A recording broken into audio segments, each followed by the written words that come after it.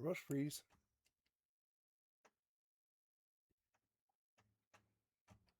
Okay, so I gotta move this and get that info. I'm gonna move this and do something private here.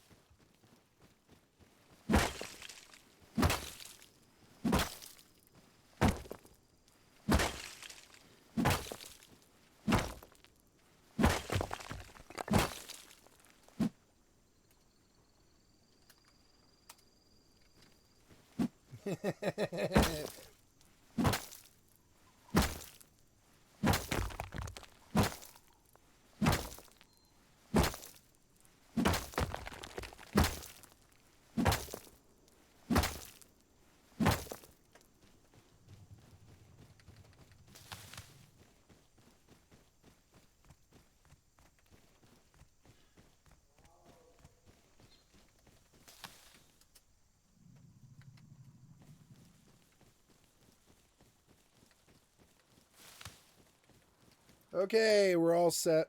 Gonna go back live again.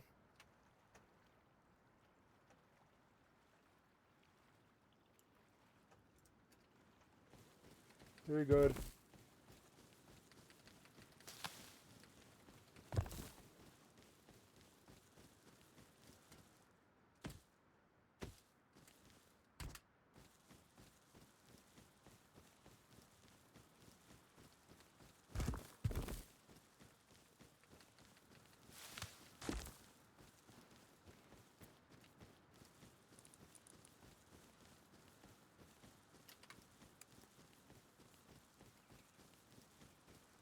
Yeah, we've been like recording for 5 minutes, something.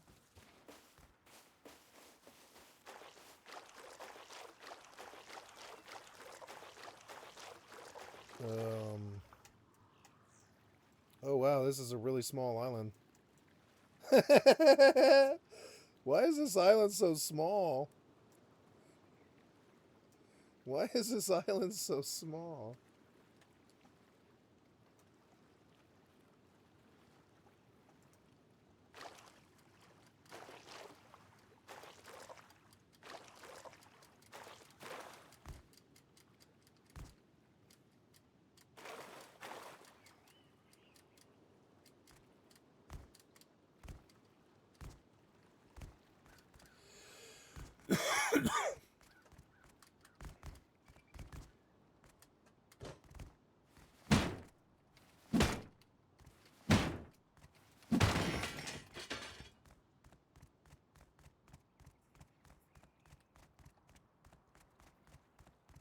I will support your server.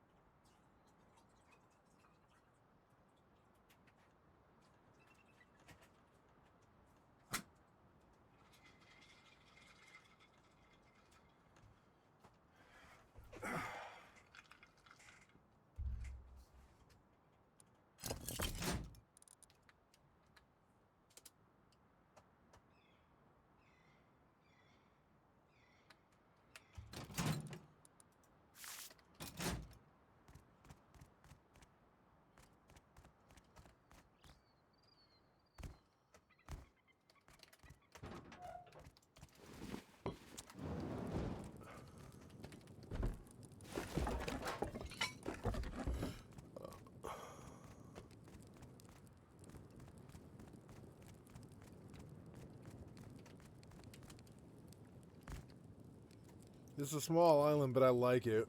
It doesn't need to be big. Wow, there's really no... There's a harbor over there, but it's in snow. Yeah, there's nothing here. Is there deep sea on this server? No.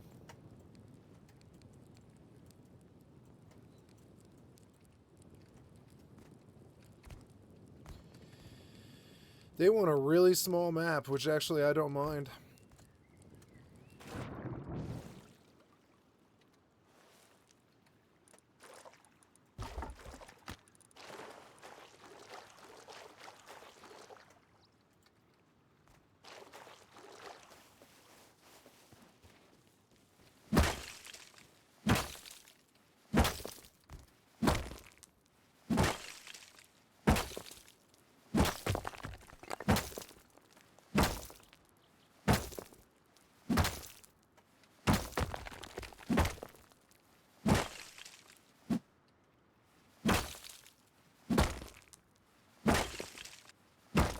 Whoa, what the fuck was that? Whoa, what the fuck was that? I tripped out. What up? I have my voices off. I'm going to turn them on. Sorry.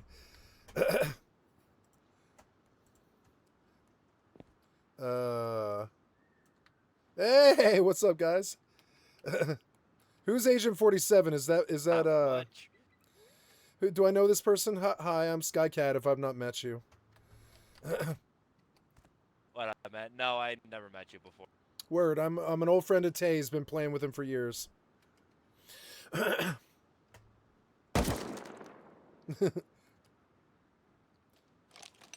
This can I ask? Hole in that titty. Can I ask this map is small. Is that on purpose? Do you intend to do like PvP? No, he never put a map seed in, so Oh, it just auto-generates. Ah, cool, okay. I actually like the idea of a small map because then you don't have to walk as much. It's kind of cool. Oh yeah.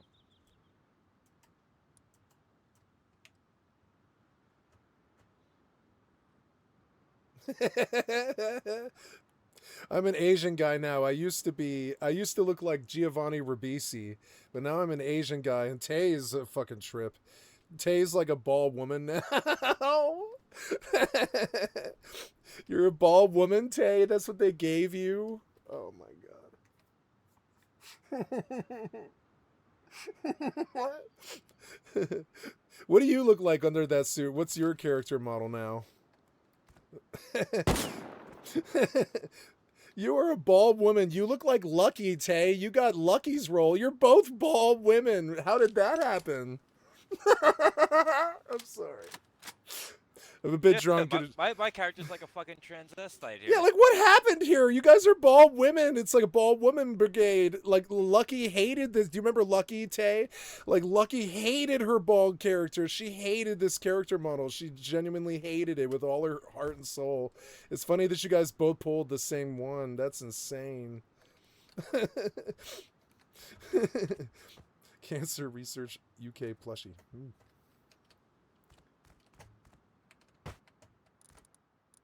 Oh, yeah.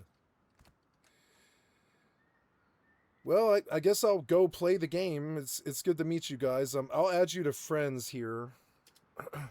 Yeah, sounds good, man. We're just trying to get things situated with the server settings and what. Yeah, I understand. Yeah, I have some one sec. I want to add friend. Is okay. Yes, I understand. I have many admin friends, and yep. It's not something that's new to me. Here, hold on. Take this. You guys should be admins. You should make money doing this. I will financially support you. You guys could build such a cool community, in my opinion. Especially if you ban these fucking shitheads. Oh yeah, well we were hoping they would pop in here so we could. Yeah, I don't know if they're chasing my battle metrics or what. I've only seen them twice in 5 months, but they've been after me for years. But yeah.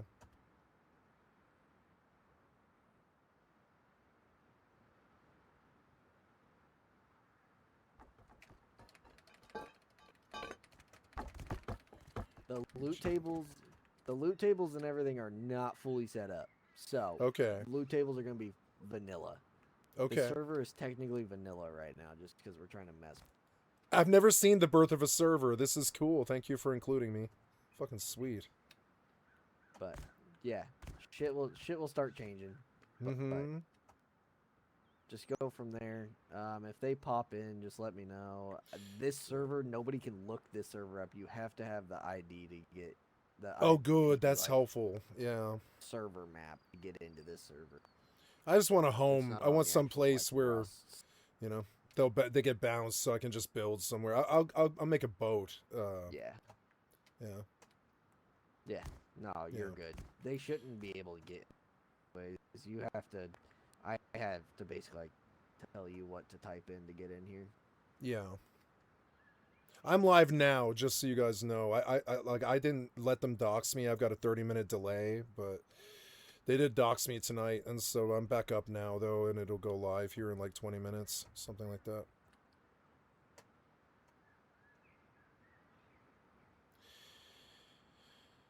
Looking for some place to stream, you know. It'd be cool. Take this stuff too. Yeah. Thank you. I don't have to build tonight. I think I'll. Let me get you a backpack. I think I'll probably go play just some banned the Fortnite, guy honestly, that had because your you guys are working on the address. server, right? Do I lose all progress at some point? At some point probably, but probably not for like at least a week too. Oh, a week. Okay, I Hey, got some pick up that days. backpack. I'm full. Oh yeah, I'm sorry. The backpack. Yeah. Yeah, you got some. Thank you. You're good.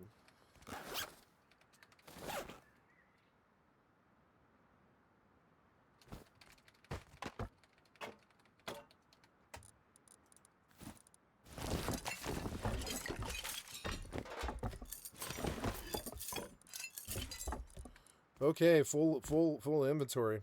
Thank you. I will move on now and build a boat, unless you guys want to do something. We're just trying to figure out all these fucking shit. Yeah, if you want me in a Discord, invite me to a Discord, but these guys, they follow me and they watch my screen, so it's like, I get scared of doxing people's Discords, if you get me.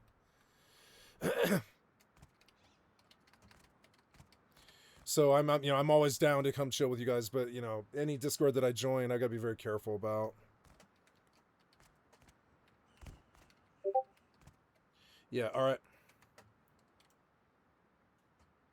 Right Just on. join the chat and we'll.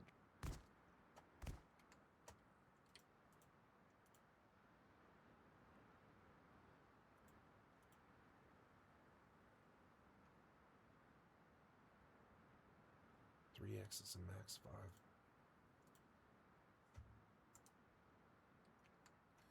Okay, Discord's off screen always, so in that respect, I won't ever blast your chat. So.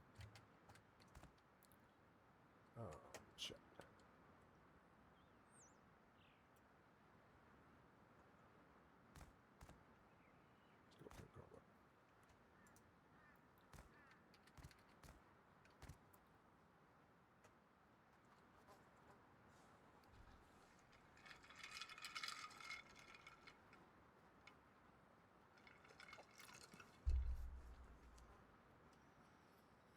Yeah.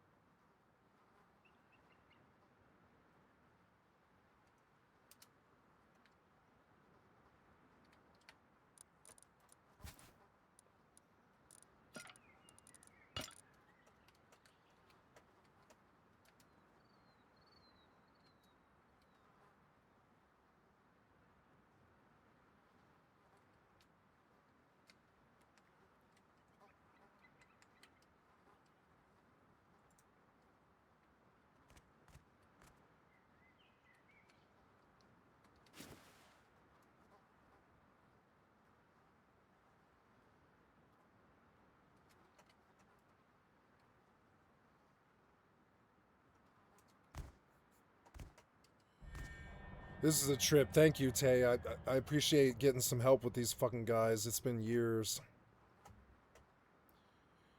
Does me a great personal favor if you ever need anything.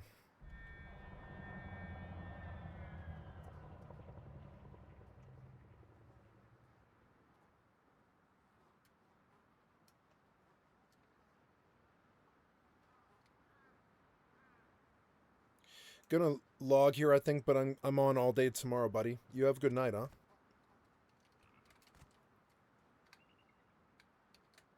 If you're here.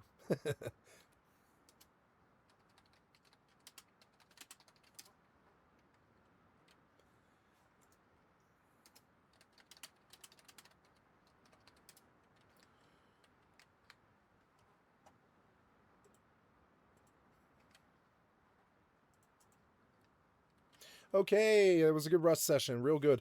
Connect with some old friends.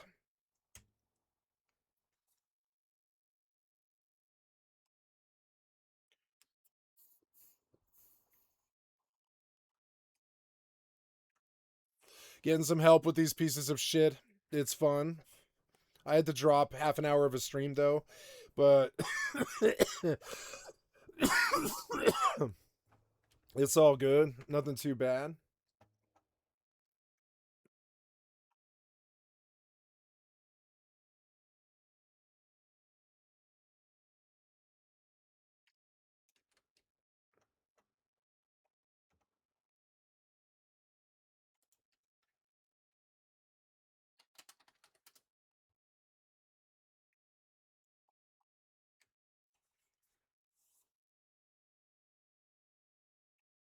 Man, y'all play Madden? Gamble with your friends. Ooh, gamble with your friends. That might be really fun.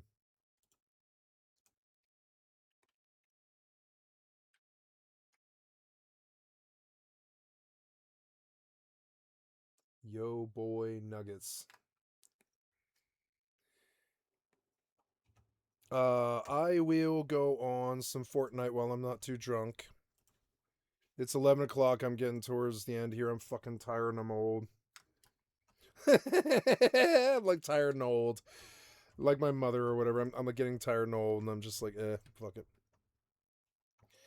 So let's go play some Fortnite.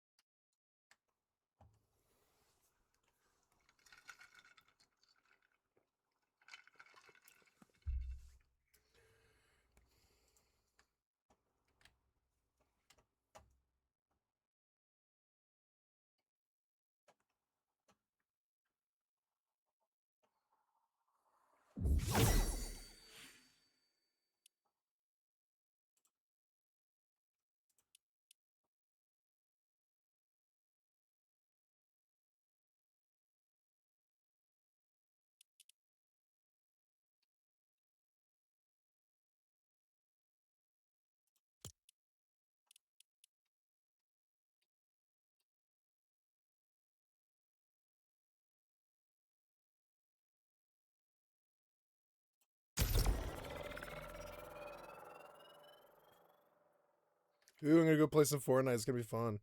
Let's listen to something. I'd meet people and we would do the initial like, oh man, this is a bummer. And then we would just start talking about all the other stuff we're doing, the stuff we know Steve was going to be doing. So everyone I ran into and talked to, I talked with Sacha Baron Cohen and Elvis Costello and Terry Gross and Bette Midler. Terry Gross and Bette Midler. Oh my god, all those people are so that- amazing. That those four people were conversations I had over the I want course to talk to those people. I want to talk to all of those people desperately. of an evening. What were the names? It was Bette Midler, Elvis Costello. I don't really care about Costello that much, but Terry Gross and Bette Midler and Elvis Costello. Doing so, everyone I ran Sacha into. Baron Cohen would be amazing. Talked with Sacha Baron Cohen and Elvis Costello and Terry Gross and Bette Midler. Midler The and fact shit. that those four people were conversations I had over the course of an evening really tells you the kind of the kind of world that Stephen Colbert can pull from and pull into, and you know, it was the whole thing was just ended up feeling very, very hopeful and very, very energizing. Like, oh, yeah, we're gonna. It's no different than when in the late '80s, early '90s, when the comedy club scene collapsed, and then alt comedy started, and all alt comedy was I just want to keep doing stand up no matter what. I'll do it in a laundromat. I'll do it in a did they little change the bookstore or island? something. I They just want to keep did. They doing like it. changed So they changed that the same island. thing is about to happen, but now They on did. a, on They a, full blown changed the island really great. Oh no, never mind. It's the same old island. Never mind. No. on a macro scale Okay. with entertainment. People are going to keep doing Here that. we go. So I'm going to it's drunkenly great. fight thought, for yeah, another crown or whatever. I'm going to local lose because TV I'm not really in the mindset and I'm not competitive right now. I'm drunk. So we're going to lose, but I don't know. I play well when I'm drunk. We noticed that about me. I play well when I'm drunk. So we'll see. Oh, that was sort of scary. Oh, thank God I didn't die. It would be like you setting me up for death if you did that to me. Don't do that to me. There's a fast way down, definitely. Yeah, I mean, yeah. Oh, what was that? What was that? Oh, that's not that far. I'm gonna go to that. There's a thingy. I should get the thingy. What's it do? Give a chance to find additional items in opening chests. Okay. It would be cool if a gun came out of that or whatever. That would make it cool. These guys have been fighting at the gas station for like 10 minutes, so we know they're bots. I'm just gonna push them. Someone shooting me from behind? Yeah, someone's shooting. What was that? What's this now?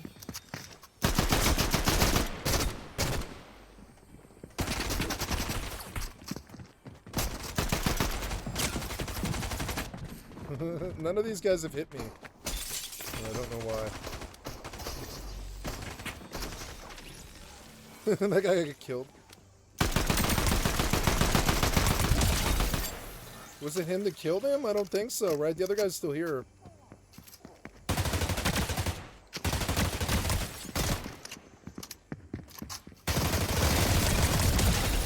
That was a player and he sucked. I didn't mean to talk about him like that, but I mean he did suck. He like sucked. He did not land a hit. None of these guys landed a hit, which is funny. I stressed him out though. I did not back down in any way, and he wasn't used to that. He was like, "Now this thing is supposed to be like if you jump in water, it gives you armor, right? But it takes forever, doesn't it? Wait, no, I have to switch. Oh, there we go. Oh no, it's not taking forever. It's all right. Yeah, sit in the water for a minute." No one would ever come here, I don't think, so I'm just going to sit in the corner right here. Oh, no, there is someone here. What was that?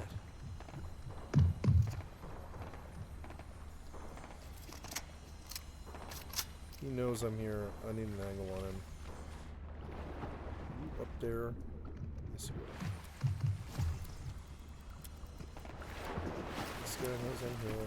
I've got to be very careful. Yeah, I'm moving on you now, bitch, because I'm right here. Thank you. Thank you.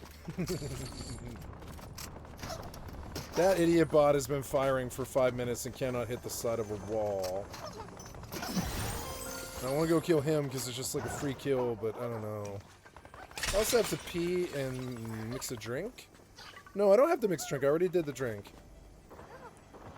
What's going on here? Let's get bullets in the mag. I've got a white pistol. That won't do. The SMG... Or I don't know. The pistol does do, but it's...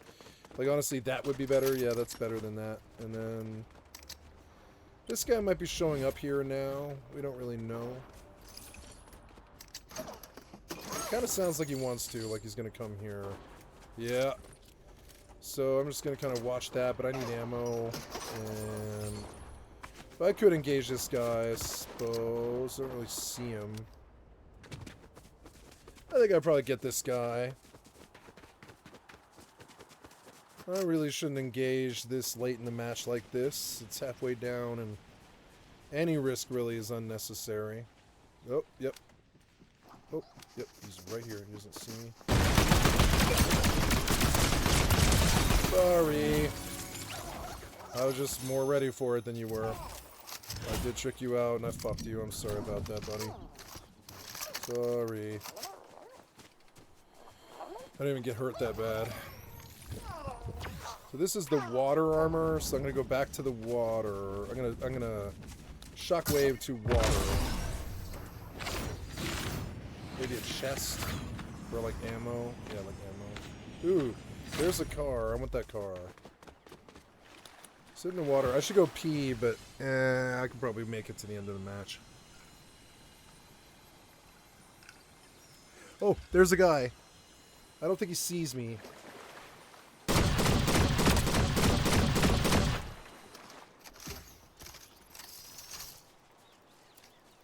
Where'd you go? You should be visible to me. Are you behind the tree? He like ran or something. I don't think I see him. This guy did not want to fight.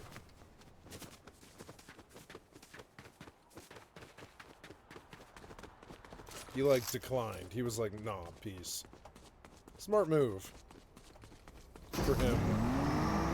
It's not really smart for me, it's fucking annoying for me. 'Cause I have to go find him now. I'm gonna find him. You couldn't have gone far, motherfucker. I know you're here. You're like running for the storm now, huh? You like ditched me. You like ditched me and you ran all the way back to the point. Which I don't really blame you, I suppose. How fast could he be, though? What could he have? Rocket boots at the best? How fast could this guy be? Wait, is that him? On the map? No, that's some boss. Or something. I don't know. I don't know Fortnite. I don't play Fortnite.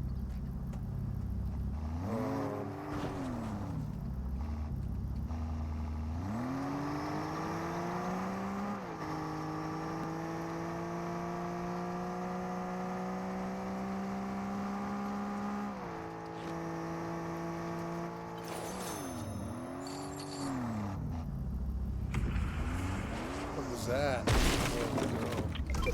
This guy's gonna land on me, is he? Where is he? Where are you? I know you just popped to the sky. Where the fuck are you? You ripped to go. Where the fuck are you, motherfucker? You should be right there. Leaving. Like, that's weird. Like, what the fuck was that? Like, that guy should be visible. He's not. What the fuck is going on?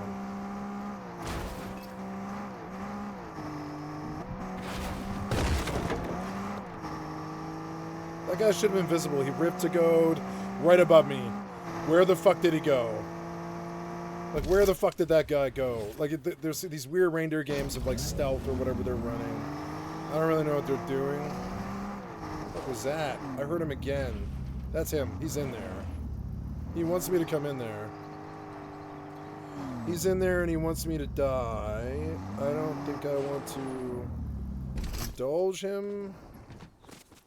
The guy's there. I can hear him. Right? Yeah, this guy's here. He's like here.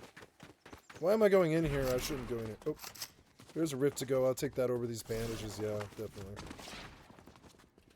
Hunting rifle, but I prefer the suitcase. What did I hear? I heard this guy. He's like been here.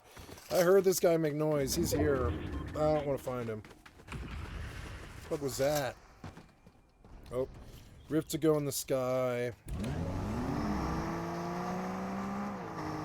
I get paranoid down at the low match like this. 21 left. That's a lot. So I'm like, why put yourself in a situation where you would die at all? Just wait. Oh, there's somebody I think is... No, that's a plant.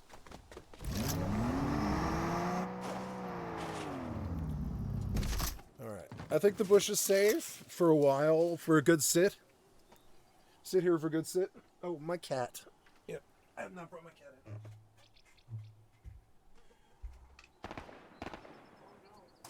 Sissy, come inside now. Come on, Sissy. Yeah, good kitty. Getting towards dinner time.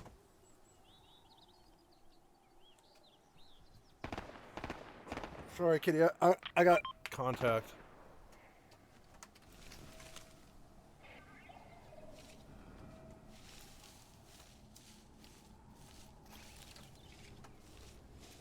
I mean, I heard him, but I don't see him.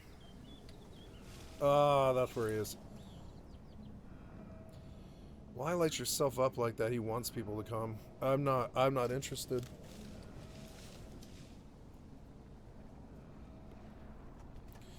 I should jump in the water.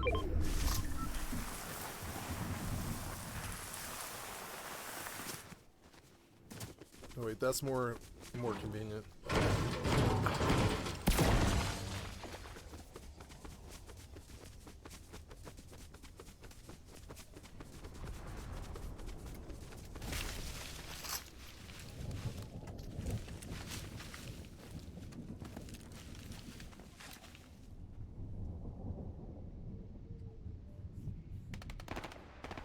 I knew it. I was like, they're in there.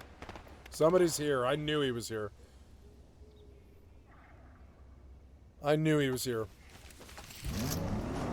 I'm like, I'm not going in there. I'm not moving.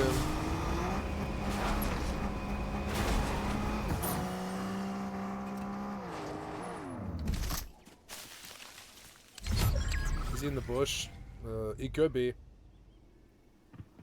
Oh, he is here. Oh, what the fuck is this? Go. Nope. What the fuck was this? I have to get armor and health now, and I don't know where the fuck to get that. Is that car intact? Yes, it is. And there's a gas station here. I don't need to switch cars, really. Oh, good, a health. I didn't want to be close to that guy. That's good. That's really good that I got that. Helps. Helps. I need to go to water and get armor. Actually, armor looks like it's okay. Never mind. Okay, I'm still in it. That fucking guy, he showed up out of nowhere and then just, like, shot at me like he was cheating, which is insane. So I just left. I was like, why? I'll deal with this guy when I have to. I don't want to deal with him right now. 4 down, 8 up, and the storm. The center of the storm is not that far from me. It's like there. I don't really like my doohickey on my back anymore. And I wish I could change it. But I mean, I don't know what I could do. Ooh, that is a little... Yeah, 1,000 gold for that, huh? I don't know. I think I'd probably just rather take 3 of these. Yeah. Maybe we do a little bit better than I thought. I don't know. The Rift to Go is nice.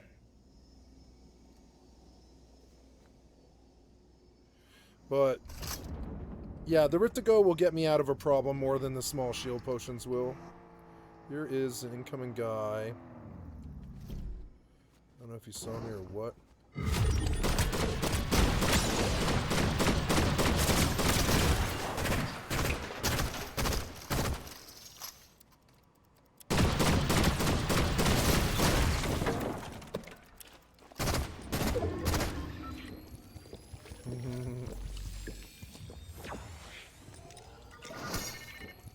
What?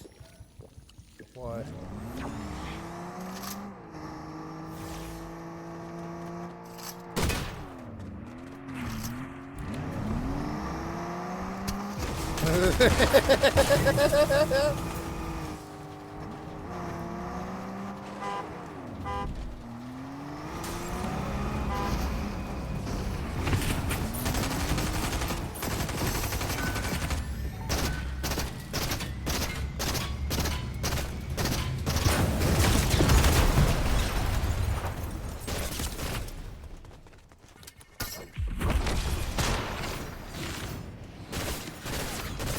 No.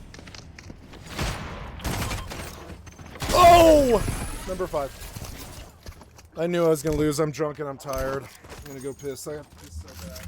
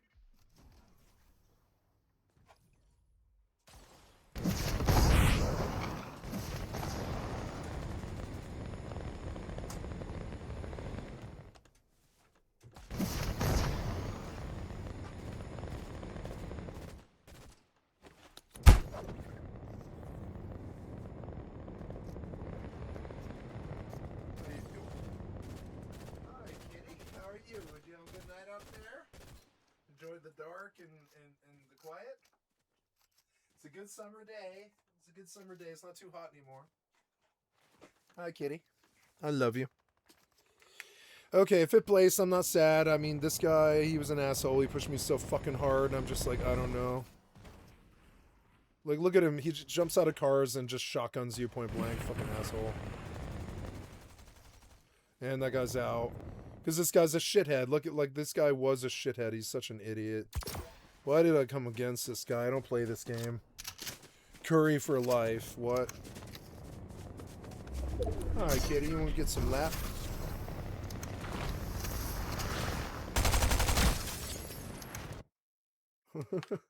They're like sliding past each other and he fires, the other guy doesn't because this guy's like twice as alert.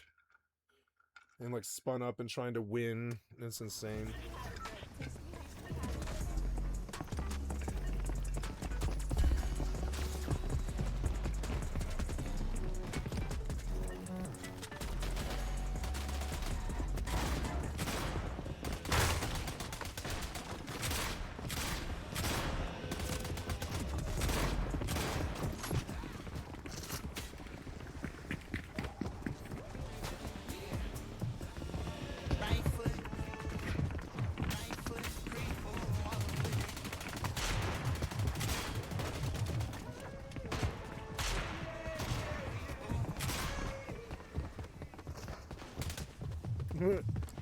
That was Linda Perry or whatever.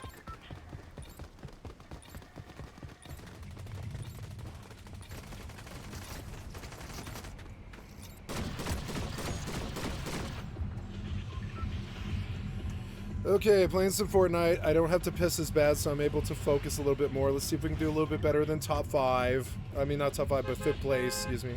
Show in Michigan was very encouraging to me, showing that he's still willing to experiment. And, you know, I was such a big fan of the Colbert Report days and everything that he did there. So I'm sort of hoping for a return to some of that energy as well. Now that he's sort of had this big moment as a mainstream host, maybe he can get a little weirder and do some more underground kind of stuff. He is constantly going to be coming up with new things. And just say, listen, Conan O'Brien could not be more culturally relevant and powerful now. Part of it has become from him getting kicked off of TV or kicked off a major network, having going, but I still have these 8 amazing things I want to do, and those are more popular and hilarious and brilliant than anything he would have been allowed to do. But so maybe I think it's a great sign that Fuck was that? especially for younger people coming up, don't try to cater your stuff to Did whatever you the land in this bottleneck. house? Nope. Wait, are you in here? I think you are. Oh, yes, he is. Thank you. Someone behind me now. Oh, someone in front of me now.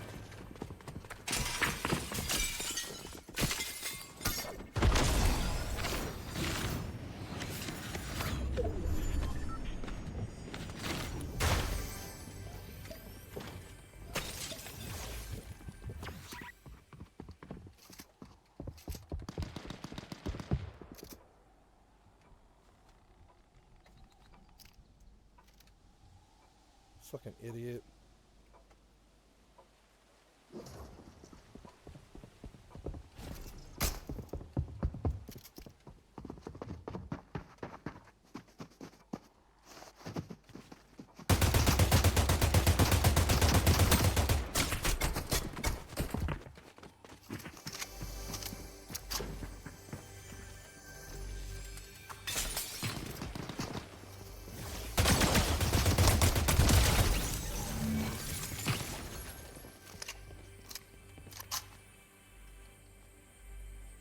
Somebody else is here.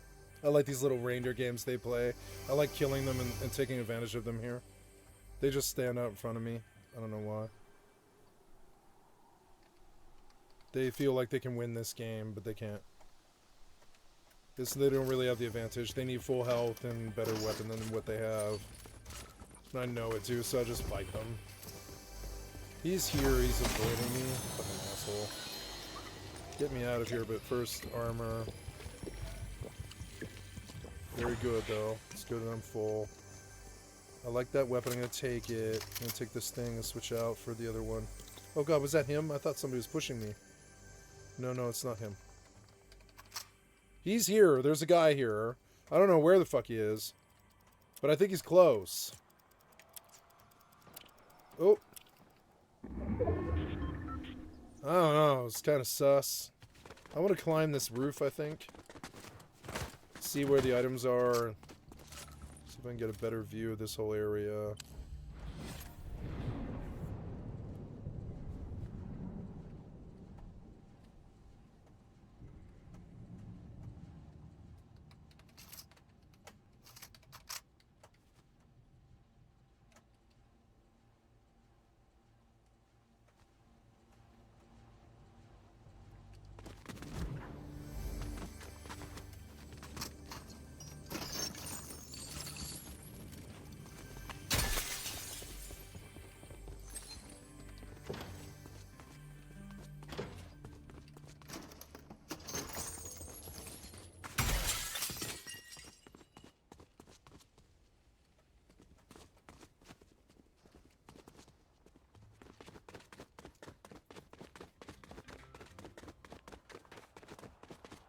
I wish it was a car.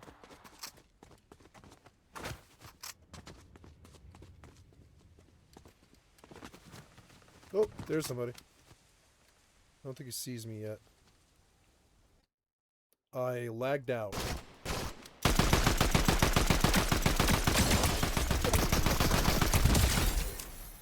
That lag was weird. It was like when he recognized me, I lag switched pretty much immediately. What's up, bitch?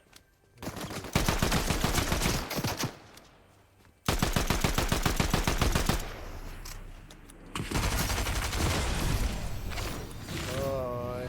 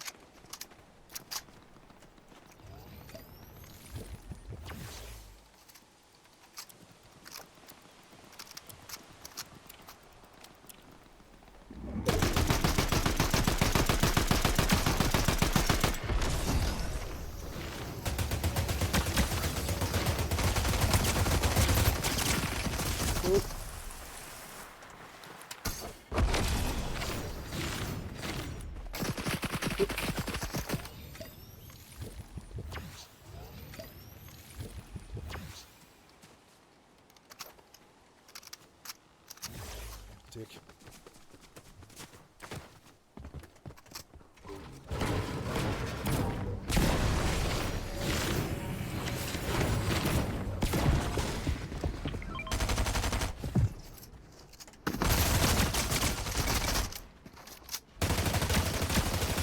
Thank you.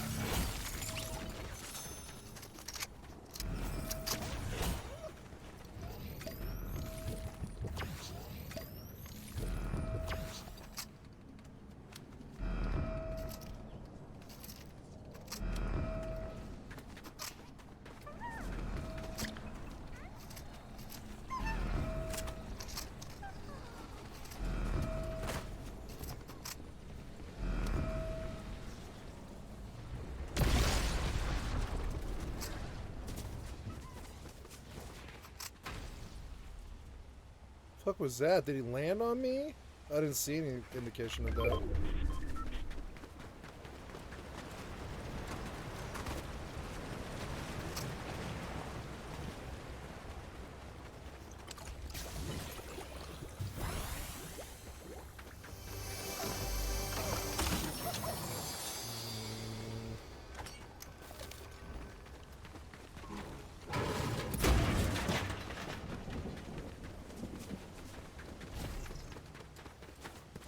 I don't know if I can be able to do this, but I'm gonna try.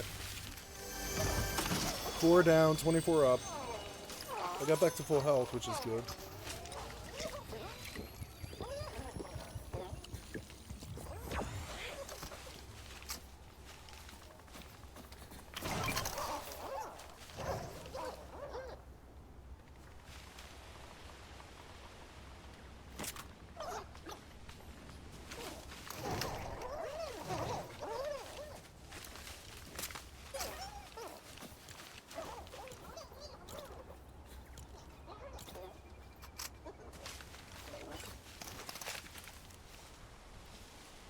Gotta move.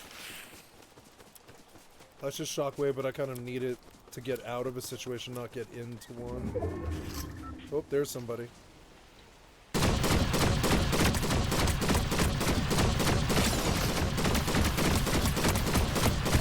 Killed him. Gonna bridge this gap. I shouldn't have done that because the fire started pretty much immediately when I threw my nade. Yep. Oh, shouldn't have done that. It's a bot.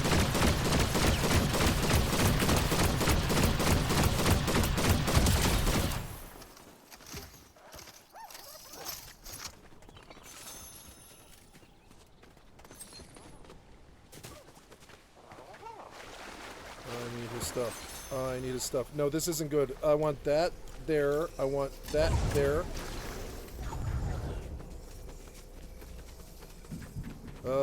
Yep.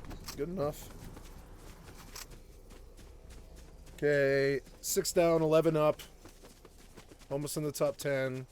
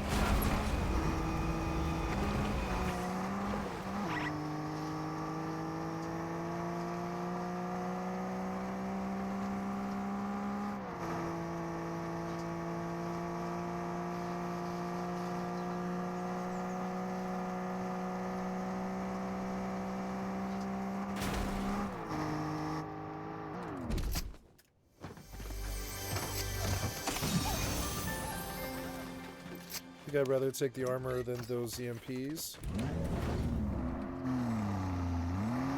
There's a health machine, which is good. Maybe it can just heal me. Can you heal me? Yeah, for just like 200, please. Yep. And then honestly, I wouldn't mind like... I mean, I always buy these, but I wouldn't mind like 2 or 3 of these. Yeah. Yeah, it's good. And now I feel a little bit better. I invested in my future. I don't know if I'll make it, but it's 7 down, 9 up. I'm in the top 10. I have a car. I have an advantage. I've got a bush, which is good. I don't have to light up to the whole match where I am. Looking for movement or some guys trying to move. Always be thinking exit. Got my grenade in my hand to just leave the bush ASAP. I'd rather jump in the car. The car looks fucking cool. I love the fucking the themology and the art of Fortnite. I think it's actually such a wonderful game. I enjoy it more than WoW these days. Look at that. Right on cue, the fight starts. It's almost cinematic.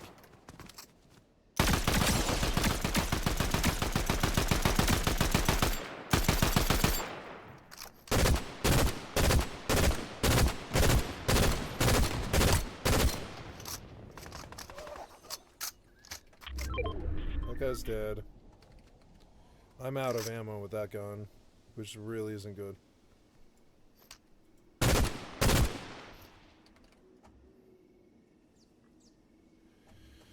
Not too good. I want the ammo. I'm gonna fight him for it. He wants it too. I can see that. But no, this is my ammo, bitch, and my boots. Yep. I'm gonna drop this for that. That's not gonna work for you, I'm sorry.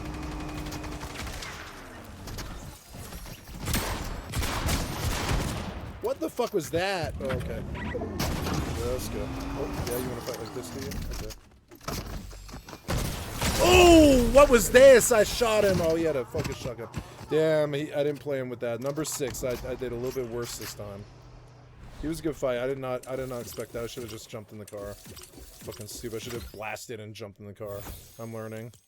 I'm really not that good of a close quarters fighter. This guy was way better than that. Noob Master 4567. Good job, motherfucker.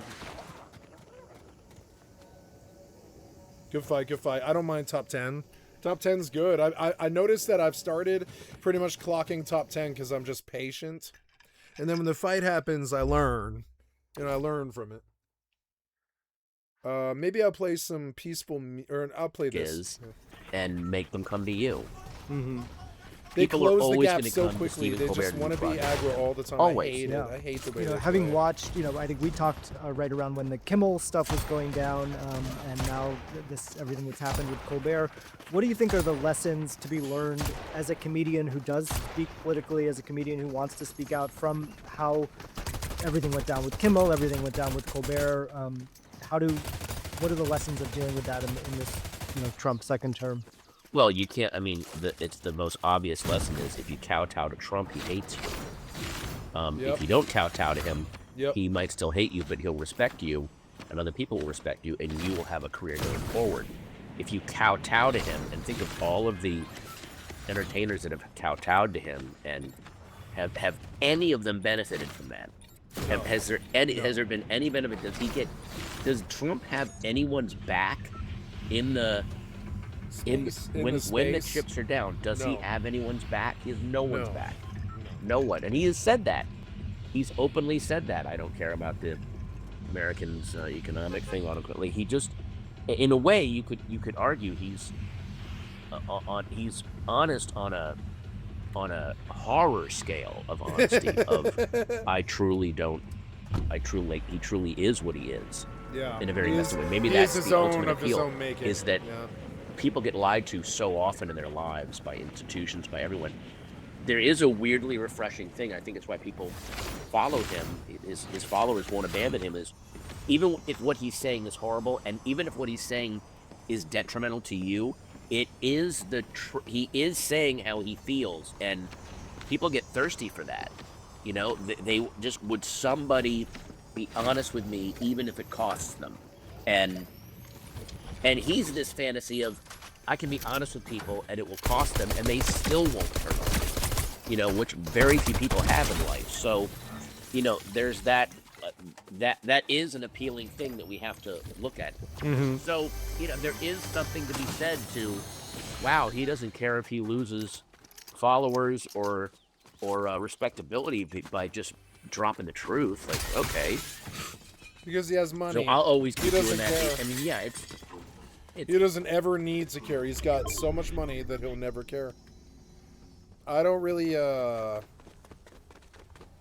especially after all the stuff with the election, like, with his Bitcoin stuff. He's so rich now that it doesn't matter to him what we think. It's like Louis XIV came to our country and decided that, that he was going to fuck up the world. Oh, this guy's right here and I need to fucking leave. I'm going to hunting rifle you, bitch, and I'm going to kill you with this shotgun. I absolutely am. I think I prefer that guy. Yeah, I prefer that guy. Going to peg him with a shotgun here.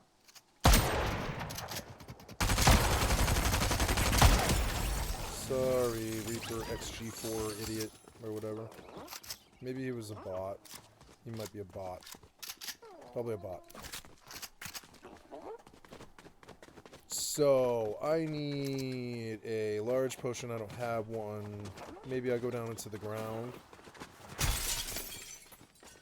One time I died here because it just jumped me down and gave me the full fall damage. It was so annoying. Looking for... Oh, somebody's here, are they? No, they're not here, but they're here.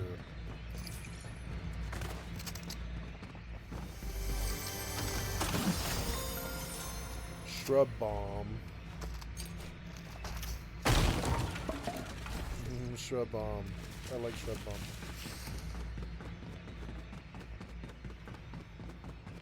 I need a real AK. That's a problem.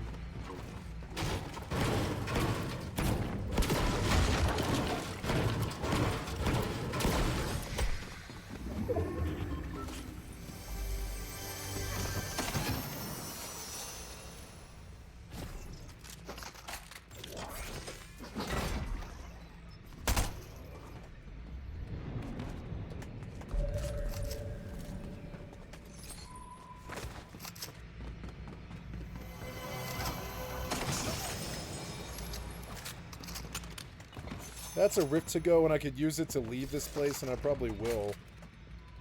I don't use Rift to Goes very often, but it'll be fun to just leave this place instantly. Here's all the other health I need. I feel like picking up the health is part of the gameplay now, which is like kind of dumb. Could leave, but I think there's more.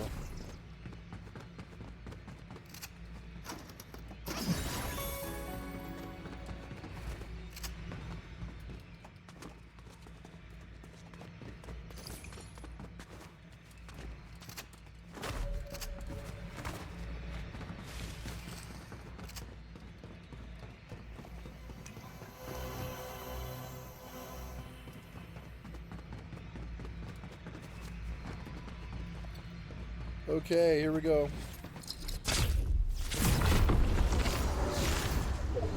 I love that. It's so powerful in a lot of ways.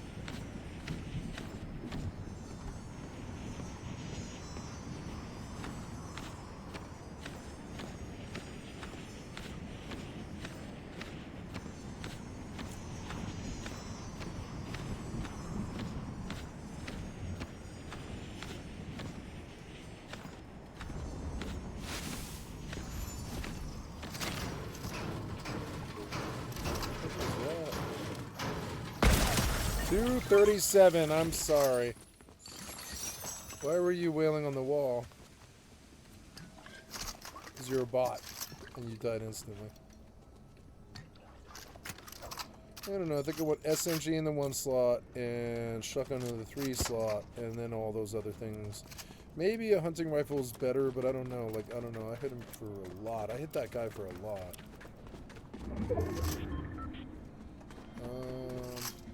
Yeah, with that ammo.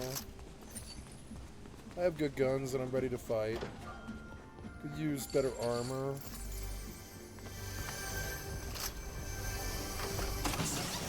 Let's like soak in the ambiance of this place. It's a puppuccino.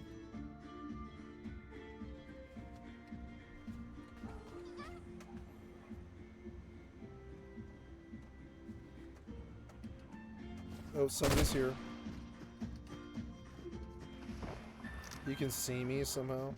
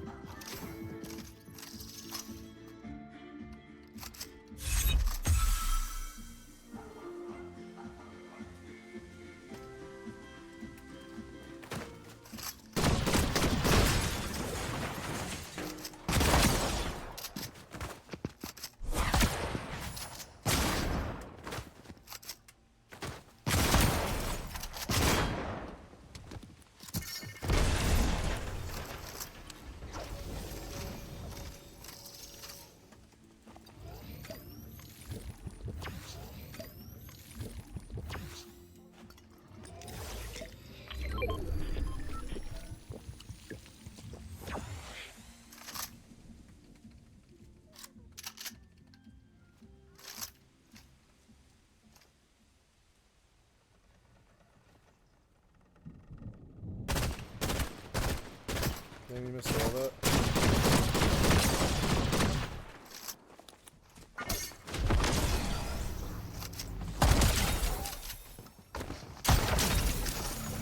Sorry. It was a good fight, buddy.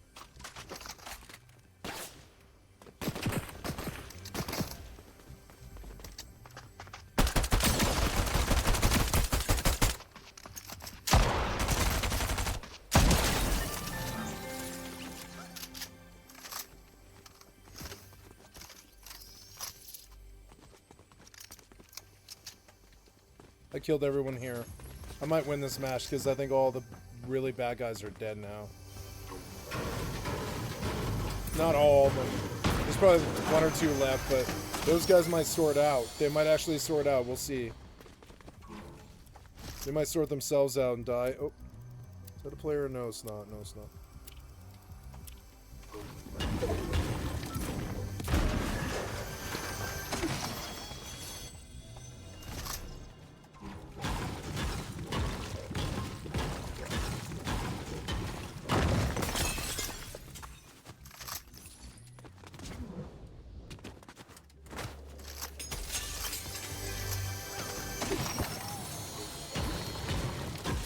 Is it boots? It is boots. That's good. Boots are good. Yeah, that's good. That's gonna upgrade my chances quite a lot. Might do well here. 7 down, 17 up. I'm feeling good about this one. See if we can get a win. I don't know. I don't really know. Oh.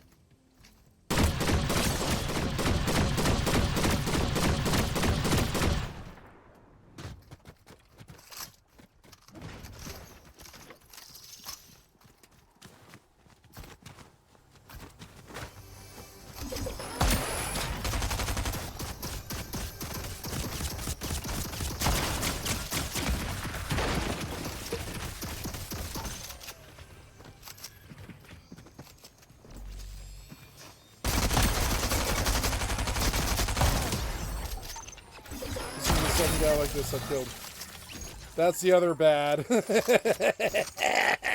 That's how I think of it. I'm like, that's the other bad. Sorry. Well, I have one already. Sorry. No, I'm just kidding. He's not a bad. He's not. He was really good. It's just like, there goes the other bad that's in the match with me. I'm sorry. That's so rude, frankly. I'll take a blue over that because it's just better with the kind of ammo that I've got. I don't think I can take that, but I can take that because that's going to help me. Yep. And, yeah, and we have a res kit and all that stuff. I don't know where I should go. I don't have a car, but I have boots. Oh, I did see somebody.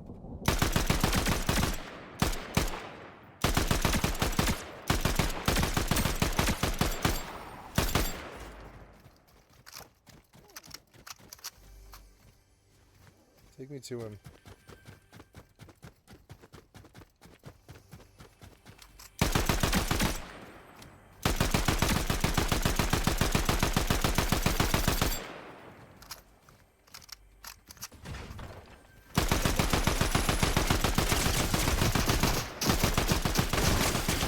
Ooh, we're gonna die.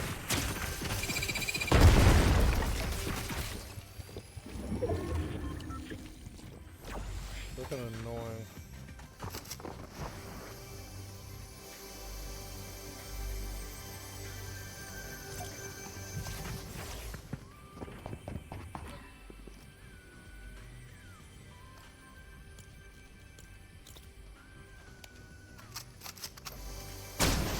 Oh, what?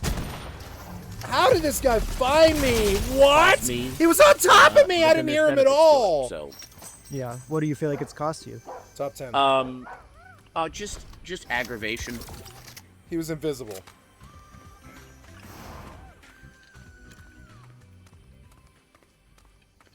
Good job, asshole. Good job, laners. 23-4, not 84.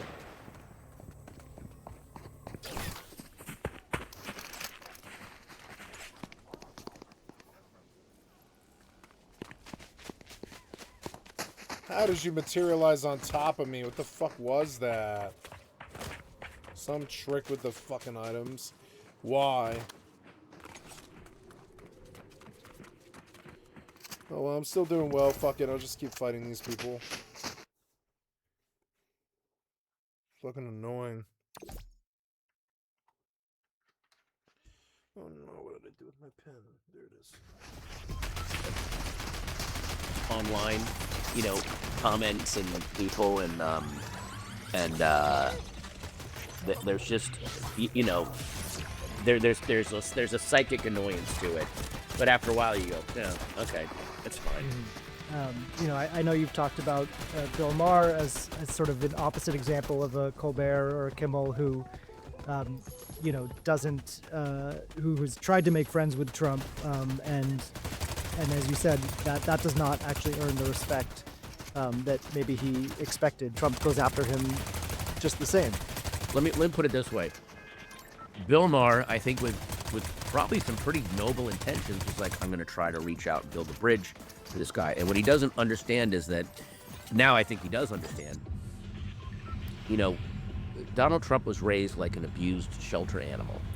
And when you first adopt an abused shelter animal, when you try to be kind to them, they recoil from that because they're not used to that. Like, they have to get used to kindness and people doing something for you where they don't expect something back. That is so alien to Trump. Everything that's ever been done to him, he had to pay for or give something back to. And the idea of a guy that, hey, I don't disagree with a lot of your stuff, but let's have dinner and maybe work stuff out. And then you can see in Trump's head, like, what is this? This guy's he's going to want something. And he got on the defensive and then started attacking him, which is all Trump knows. And that's something that I actually have some sympathy with him for. I would have sympathy with him if he was in his 20s. But by the time you reach the age that Trump is, work your stuff out, man. You got to work your shit out. I just watched that. There's an extraordinary documentary about Martin Scorsese, Mr. Scorsese, and he is very open about, I was a really unpleasant, troubled young dude, like coming up as a filmmaker. I was angry all the time, and I was lashing out at people, and then he said, I still have that anger, but I've learned how to manage it. He went to therapy, and he knows how to manage his anger now, and he found real love, and like you can always fix your life and fix yourself, but if you aggressively don't do that, because take a fucked up life again, to a now there's state. this fake masculine culture of never apologize, no regrets, like psychiatry for pussies. That's locking a lot of people into what's going to be a miserable life. Those people that, weirdly enough, one thing that Bill was always saying that I have no regrets. Well, then you're lying. Everyone has regrets. Everyone screws up. What you do is you own it and go, hey, my bad. Now I know. There's stuff on my early albums that could easily get me canceled today, but I didn't double down on it. I went, oh, I didn't know better back then when I recorded that. I now know better. Sorry. And, you move on. But this doubling down, especially when, like, you see that it hurts Please someone, let me out of this! that becomes your badge of masculinity, of like, I'm numb to their pain.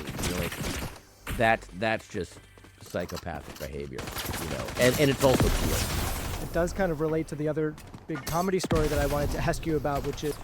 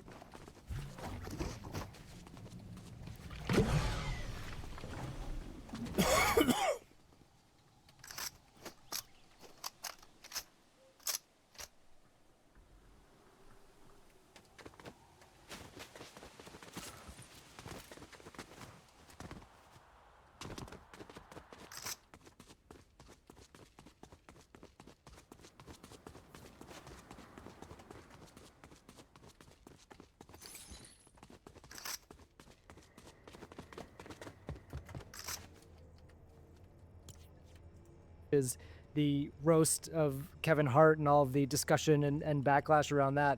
I did not remember this, but I went back and looked. You did 2 back-to-back roasts on Comedy Central, William Shatner and Flavor Flav. Flavor I was Flav only able to find the for William Public Shatner Enemy? set no, on is that YouTube, but Flavor- it was fun to Public go back Enemy? and watch that. Do you feel like that falls into the category of something that you wouldn't do again today, or how do you think about the roast as a medium and your participation in it? I still look. I love roasts, and there's some really amazing roasts out there. I think. Oh, who was it? I think it was like. Oh, I forgot the comedian who said this. To truly do a good roast, Yeah. you have to love the person you're roasting and actually know who they are. And a really good roast gets into who that person is, and you end up showing how much you like them. But to try to wedge in some lame Roast is so racist dumb. thing that has nothing to I do don't with like the person you're roasts. roasting, it's just it's sloppy and it's hack. It's just hack. It's fucking hack. And weirdly enough, my Flava Flav roast is not that good, only because I'm such a fan of Flava Flav, and Yeah, I actually Flavor Flav is know awesome. how what an Fucking cool he amazing is. person he is, and how He's he kind of actually is really hidden. cool. Yeah. The fact that he is a musical prodigy, he's Flav. kind of a genius, but he took on this persona of like the hype man clown. But so it was hard for me to. I did way more roasting on the panel on the dais than I did of Flava Flav, because I actually think he's kind of awesome, and I just couldn't think of enough bad things to say about him. So I just kind of ripped into everyone else. Yeah, I was fascinated by the discussion around this roast. And, you're referencing the racist jokes. I think that particularly Tony Hinchcliffe is the one who got the most called out for his George Floyd joke. On the one hand, I thought I totally agree with you that it was hack, and it was just not funny to me. I did wonder if there's something valuable about having someone like him and someone like Chelsea Handler, who really went after him, on the same stage together, able to interact. And there's sort of no other place where that's happening right now, where there's that kind of interaction with opposite political sides. It definitely says something, and there's definitely value in comedians who are all about nothing is sacred and fuck your feelings and man the fuck up. This is a roast, and then the minute they get made fun of, the internet turns into, why is Chelsea so mean? God, she was so mean. Like it kind of exposes a lot of that front and the grift of it all. So I was glad I'm glad that I would rather have it all out there and causing this discussion than have it hidden, or worse yet, have it smuggled in with clever, ironic, elliptical language, where it's all a wink and a nod to, just do it. I'm actually glad it was done badly. Like, good. Now we see it. Put it So all good. out on the table, yeah. So let's talk about your new special, Tea and Scotch, which I just got to see and really enjoyed, as I always do. There you the go. Material. Oh man, thank you. I do like that you saved your cat material for just after Mark Maron stopped podcasting. That was very smart. Oh, I just had the one thing. I mean, my cat is actually a very chill animal. I love Mark. His cats, I really do feel like your pets take on your pathologies. So his cats, he loves them, and they're really sweet, but they're all variations of Mark Maron. Like, that's what, and my cat is basically me, which is, listen, what's the least amount of hassle I can deal with here? But she's also, and I think a lot of cat owners would agree with me, that she has this creepy thing where she will stop and look off and is kind of clearly interacting with something that she sees and hears that I don't see and hear.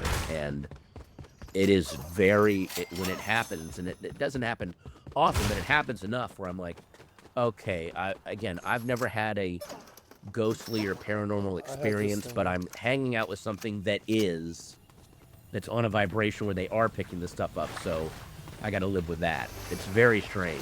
Well, I feel like the real hero of your special is your daughter, who you talked about before, that she really comes off very well in the special as someone who's just generally much cooler than you are. So I'm wondering how you how you arrived at that as a theme that sort of runs, I think, throughout the special. Most kids are cooler than their parents. Some parents fight that. I kind of revel in it. The fact that I've got this kid who's now 17 who is very much is in touch with things and up on things and wise about things that I was not wise about at her age. And so rather than being frustrated about that, I'm hopeful about the future.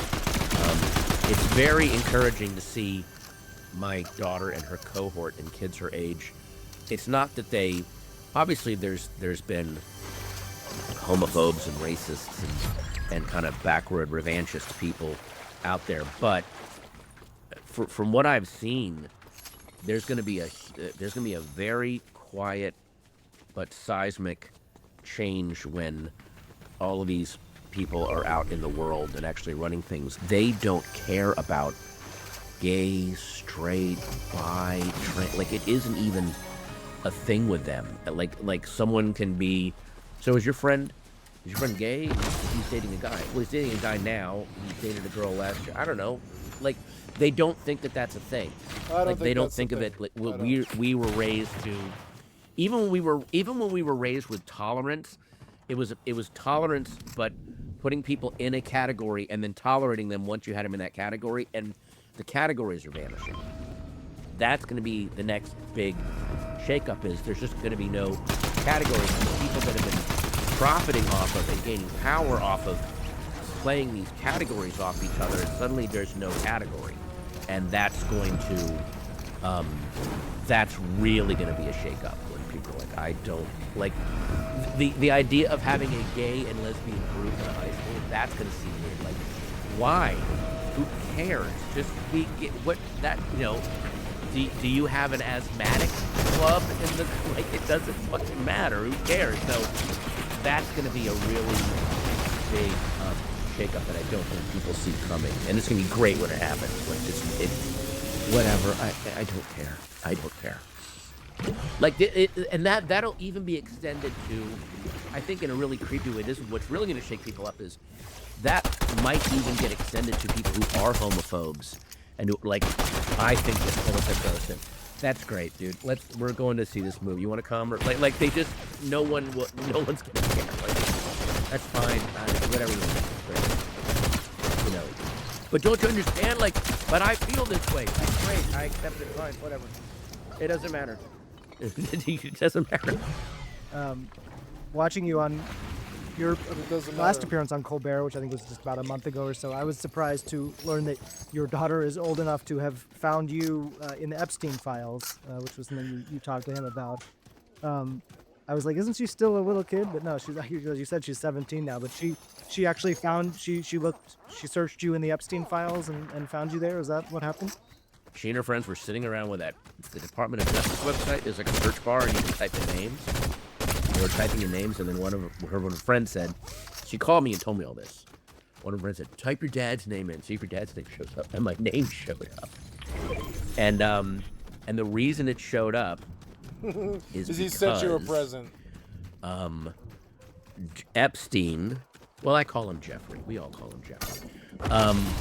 We've all been to his house. So, he was planning a early screening of a movie that I'm in. I'm not the star of it. I'm like the third cast member of it. So he was sending out an email to all his friends like, hey, I'm putting the screening together. Come see it. And he had the poster of the film, and he listed all the cast members. So that's why my name is in there. But what's amazing is the movie he was setting the screening up for was young adult. A movie I did called Young Adult. So on the nose. And I'd recently, I was at the Comedy Store last Sunday, and Jason Reitman came to see the show, and we were laughing backstage. He goes, so my movie, he set up a screening of my movie? I was like, yeah, and he brought all of his pedophile creepazoid friends, and they clearly were all excited, like, young adult, and then there's a nude scene in the movie, and it's me. I'm the nude guy, and it's my 47-year-old ass in Jeffrey Epstein's face. I was so happy. Yeah, you got some karmic revenge. And I was laughing to my daughter. I was like, hey, I gave Jeffrey the worst night of his life. And then Alice went, well, second worst. And I was like, that's my girl. Yeah, That's she's my gonna. girl. Sounds like she's following in your footsteps. She got thrown out of her grief Second group worst. after my first wife passed away. We both went to grief group together. I She went got to an thrown out adult of grief group, and she went grief to a young kids grief group. And she got thrown out one day because she came in and just said, "Anyone been to any good cemeteries lately?" Like, just to crack a joke. And a couple of the kids laughed, and a lot of the kids were upset, so they asked her to leave.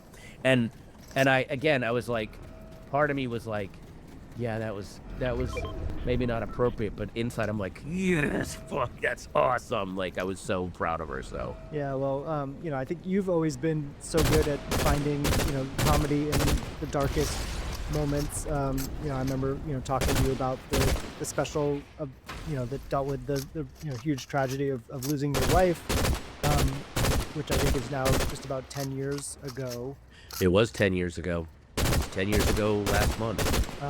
I wanted to ask you about this, great moment that sort of happened online where your wife Meredith now had this great response to someone who posted, "It must be tough to see, your husband pay tribute to his late wife." She had this really great comeback about how no, it's not tough. It is how it's supposed to be, and I'm wondering What? if that Third meant place. for you to see that interaction happen. Well, it wasn't surprising to me because Wow, Meredith, and it was over. Meredith Third Sounder, place. my wife now. I'm okay with is- third place. She is just, I don't didn't know know the how match she was does it. over. She is able to elevate everything, and kind of, she calls it like, I take a seat in the balcony and look at things from the balcony. That's a phrase that she Third uses. place isn't and bad. and so she's able to kind of express that to other people, like, no, this is how you need to look at life. And it wasn't like, she was like laughing about that. She goes, why would anyone think, do they think that I didn't know you had a wife that passed away, and suddenly I'm going to look on your Instagram and go, what the hell is this? Like, I know that because I've done, I've talked with your daughter about your wife. I know, I mean, we had friends in common. They never met, but they had friends in common. Because your wife was an extraordinary person. I wouldn't want her to be anything less, and I wouldn't want you ever to forget about her. Why would you do that? Like, it's, I mean, and again, I show Meredith love every single day. Like, she knows. We are a team, and we are looking out for each other's advantage. But she's like, you got stuff you got to live with. Why would you, that doesn't make any sense. So, yeah, the fact that she was able to say it in a way that it really spoke to, and also she said it in a way that she wasn't even being mean to the people who had a problem with it. She was like, it's like, I get why your knee-jerk reaction would be that. Come up to the balcony with me and look at it this way. It's actually not that bad. Like, that was a really, really cool way. Because she also, she's already an extraordinary actress, and then she trained, as she was acting, she trained to be a mediator. She went to Pepperdine and got a degree in mediation just because I'm good at arguing. Why not? She's just a friggin' brainiac. So she uses those mediation skills.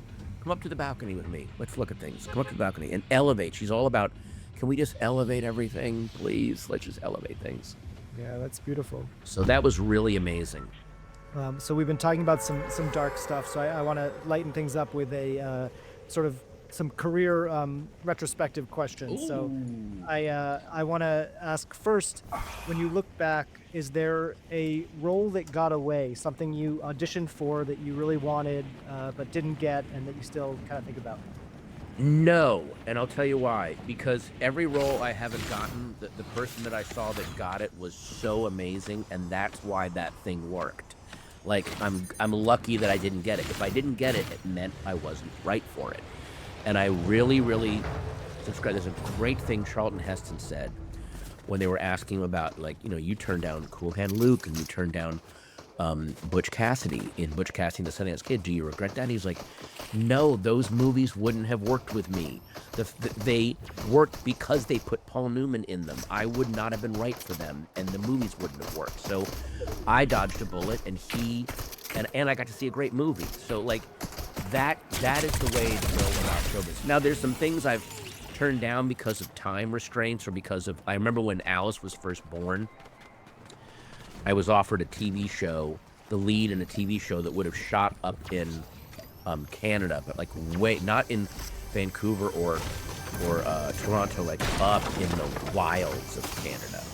And it would have been a whole season, and it was mine to take, but my daughter had just been born. So I was like, I don't want to miss these years. I know that sounds soppy and sentimental, but No, I having a think kid it's really good. is genuinely amazing. And I just said, I can't do it. And they're like, we'll give you allowances to move your family up there. I'm like, I don't want my daughter's first 9 months of memories to be in a frozen hotel room, like up in Yeah. Canada. Like, I want her to be here and running around. So I had to turn that down. And that is, I mean, it doesn't bother me because the guy that they gave, I'll tell you what it was. It was the first season of Fargo.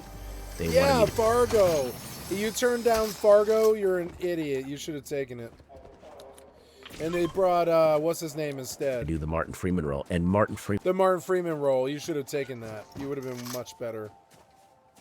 But also, Martin Freeman. was so freaking good in that. Yeah. He was so good that I think I would have done a really good job, but Martin just was this whole other level of perfect that I really can't be upset about that because I got to watch a great show. That show, Fargo, is I like love Fargo. Fargo is like has so far been 5 seasons, and each of them is this epic, perfect What was crime that? film that you just get to watch week to week on TV. It's I don't think people realize what a miracle that show is, what an ongoing miracle Fargo is. So, you know that, and then I lost. There was like I'm aware. I lost the role of Toby in American Splendor. It was down to me and Judah Friedlander, and Judah Friedlander is so good in that movie that Yeah. I thank my lucky stars they didn't choose me because I would not have been as good as That was him. He He's right here. perfection. That was him. He just ran across. He my literally, screen. there's a scene where they show the real Toby, and for a second, I thought it was just, there's Judah again, and oh no, that's the real. Oh my God, like it's really startling to watch his performance. So yeah, I've never had those regrets, because the stuff that the goofy stuff that my daughter did the first 9 months of her life, I got to see all that and take pictures of it and experience it. It was amazing. As I mentioned at the top, you have a ridiculous number of acting credits at this point in your career. You've just done so much. Who is the actor that you did a scene with who just impressed you the most, who you couldn't sort of believe what you were seeing acting opposite that person? Oh man, I mean, there's been so many. Charlize Theron in she was really kind of put the lie to all that method acting nonsense, where she is one of the most fun, cool people you could hang out with, and she would snap into this character Mavis almost mid-conversation, and Mavis is the most unpleasant, like, just hates life, like hates that life is happening, and she would go into it and she'd be Mavis in the scene like you wanted to throttle her, and then they would yell cut and she'd be Charlize and just talk and joke and blah blah blah, and there was never that like, hey, I have to go into this character now and it's gonna be really, but she was just like, we're professionals, like it really made me go, that's the level of acting that I want to exist on. Like, that's what I want to be, not this like, hey man, listen, I'm playing this violent drug addict, so while we're on set, I'm gonna be this violent ass. No, you can't just I also did a scene with What was that? Toni Collette. This wasn't even a scene. We did a table read on United States Tara. She came in. She was in her sweatpants and a t-shirt. She had a big frappuccino. What? She Come on, jump! really had not looked at the script. She sat down and she started reading the script, cold reading it, and that's a show where she has a You're plays a so character with multiple annoying, dude. personalities Why did and the goes into these shockwave take alter so egos. long? And cold reading a script, she went into 6 different alter egos. They push sitting you there, so fast and so hard. Me It's and so annoying. Brie Larson and everyone and Rosemary DeWitt, like we were all at the table looking at each other like, why isn't anybody filming this? Like, this is like an actor's clinic. Like, actors need to see you can operate on this level. Oh my God, you know. So that kind of, and then there's also been like just amazing professionalism that I've seen. one time I did I was doing these readings. Well, I was new. Jason Reitman did these readings at LACMA where they would recast movies with whole new cast members. So he let me direct one. So I did Raising Arizona with Amy Poehler in the Holly Hunter part. And Amy came, and she had been shooting all that day on Parks and Rec, like dawn call time, all that day, and producing it and doing all this stuff. Then she came to LACMA, did this reading, and you could tell how exhausted she was, and she just was like, I said yes to this, I'm doing it. And then the next day she had like a 5 a.m. call time, and like it was just absolute, I am here to do a job. And she was, of course, brilliant. So, you know, they're just all, and then there's an actress, and I am blanking on her name. I'm gonna hang on. You gonna look it up? Well, wait a minute. When I did the show Space Force for Netflix, I had some scenes. I'm on a mission to Mars. I'm on this probe to Mars, just alone, and there's a I'm on the video screen with the actress who plays Steve Carell's daughter. His kind of hippie daughter, and this is during COVID. And there's all this craziness. What was her name? It was Diana Silvers. Diana Silvers. She doesn't need to be there because she's not on screen for this thing, and she came in during COVID to be off screen with me and do her part of the dialogue, and it made my performance better because she showed up on a day she wasn't working. I've never forgotten that. That was like, oh, that's the kind of professionalism I want to Fuck pay yeah. forward to other people that I work with. No, I'm here and I'll take it I to will a take. always be on the other. Yeah, like I'm on set. You know what I'm saying? I'm on set. I'm here. Let's do a take. I love that sort of thing. Fuck it, do it live. Fuck it, do it live. My whole life is a television show. Side of the camera, if someone needs me in the scene, I'll just be there. Like, I'll just be why there, wouldn't you fuck do that. that? Like, you get to act. Isn't it fun to act? Yeah, that's It the is. famous Jack Nicholson, A Few Good Men story, right? That he went just as hard when it wasn't on him. They're like, why are you doing this? He goes, I love acting. And you're like, that's right, we get to act. Why don't you love acting? What's wrong with you? What about Acting is the fun. scene partner who made you laugh the hardest on set? Someone who just you couldn't stop breaking when you were in a scene with them. Paula Pell.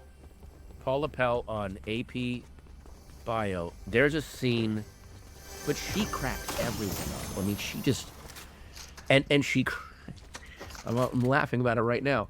There's a scene where she's describing her two grandfathers who were killed in a tornado, and they get lifted off the ground. And she described it as two Ziploc bags of SpaghettiOs hitting each other. And she does it. She's never going for the laugh. She's always like 1,000% sincere. Like, I'm trying to do this thing, and it's that scene. I lost so much. If you watch that scene, because it's her talking to him, so they're doing the over-the-shoulder shit. Usually they cut to the other person reacting, and there's no reaction shots of me because I was just and the one over-the-shoulder shot, you see my shoulders shaking because I'm just like trying not to let it. Everything she did was hilarious. Just, oh. So yeah, that, and then also, What?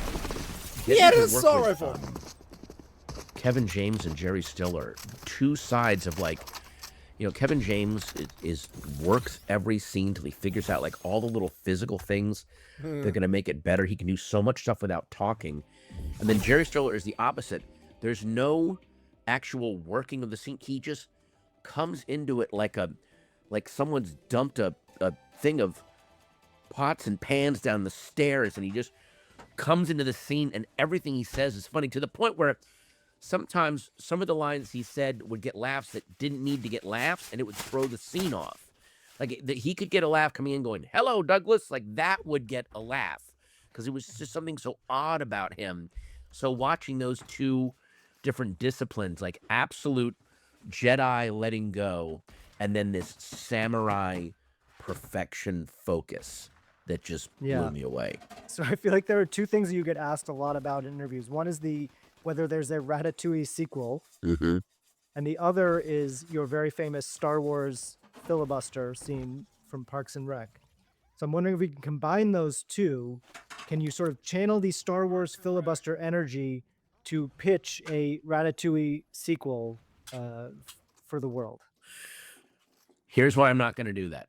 All right. This is why I'm not. And this is out of respect. That's a really cool question, but I don't want to. Obviously, I'd love if there was a Ratatouille sequel, but I want it to happen because Brad Bird gets an idea that will not. That's how he works. He is one of those guys. There was never going to be an incredible sequel until he got. Oh, wait a minute. There is a story to tell that he couldn't resist telling. So if he gets an idea, that's the one I want to do. I don't want to be the guy going, "Hey, what if Remy did this?" And like that. I want it to happen. I want it to be one of those ideas that happens that you cannot It's like get away authentic. from. Yeah, I don't want it authentic. to come from us. All right, let's get out the legal pads. Let's break down a sequel. And there's a lot of movies that's how they're done, and it always feels inorganic. I want it to feel like, oh, this is a story we needed to tell. Here's the How next does this thing. guy kill me? I want the sequel to be like not the same type of movie, but that same energy that like Terminator 2 or Aliens had, which is, oh, there's an expansion of the story that we actually need to tell. This isn't just a money grab. And yes, by the way, we love the money and we're going to grab it, but we're going to get the money by telling an amazing story with whole new dimensions that we didn't even know beforehand. Well, you didn't answer it exactly like I wanted, but I feel like that was a pretty good answer. And I too want the Ratatouille sequel to be great. I mentioned my kids are big fans. We just took them to Paris, and I will tell you that they spent a good part of the trip looking for Remy. They thought that he might be at the Eiffel Tower. They wanted to go to the restaurant from Ratatouille, so we kind of had to fudge that a little bit. And I think it's this one, and so we took them somewhere that was close. But oh, that's adorable. Oh, they were looking for Remy. Yeah. So I'll be looking forward to that sequel if it ever happens. Oh my God. There's a saying that people like to say, never meet your heroes. And I wanted to know if you could tell me a quick story that either proves that saying right or wrong. I'm not going to tell any of the stories that prove it right because, maybe I caught them on a bad day. But I will tell one that proves them wrong. Yeah. I got to meet Martin Scorsese at an award show, and I could have just gone up and said, "Hi, I'm a huge fan," and I was also hosting the show, and I guess I'd made a lot of references to other movies during my time on stage. When I met him backstage, we ended up talking for like 15 minutes, and he didn't do it in a way like, "Hey, I gotta go." We were genuinely telling stories about Timothy Carey and old film noirs like Crime Wave and The Prowler and directors we loved, and it was just like talking to someone that you would, like, you both walked out of the New Beverly, you've seen some movie, and they're both in the lobby, you're like, "Hey, did you like," and he just talked. We just like talked about movies, and he was so unhurried and chill, and I've always remembered that, like how just unhurried and unbothered he was, and just like, "Oh no, I like movies, let's talk about movies." And so I always try to pay that forward if ever I meet someone and they want to talk about, like, "Hey, this," I will never go like, "Okay, good, that's great." I will try to engage people and talk about whatever, if we have a common interest, and that levels both of us immediately. He stopped. For the first like 3 seconds when I went out to him, it was a fan meeting Martin Scorsese, and then the rest, the 15 minutes, it was two New Beverly film buffs talking about film noir. And then I had to leave because I had to go back up and host. So it was, and it wasn't like goodbye, but I was just like, this meant everything to me to get to talk to you. I have to go and host, but please, so it was a really, it was like, that's how you really deal with, meet people and interact with them. And it just felt very, very human. It just, like, for all of his darkness, a lot of that darkness comes out of, he stares unblinkingly at humanity, and he's always hoping for something good. So there was something so human about that. Like that's at his core, and I saw it. I got to interact with it. Well, the new special, Tea and Scotch, is streaming now on 800 Pound Gorilla's YouTube channel. Pat Oswalt, thank you so much for being here. It's always so great to talk with you. It was delightful. All right. Thank you so much again to Pat and Oswald. I hope that you all enjoyed that conversation as much as I did. And I am definitely still holding out for that Ratatouille sequel. If you like this podcast, please follow us on YouTube at the Obsessed channel. Leave us a comment. Let us know what you think of this episode and our other episodes. You can also follow us wherever you get your podcasts on Apple or Spotify and leave a rating and review there as well. Thanks to our producer, Rachel Passer, and we will see you soon.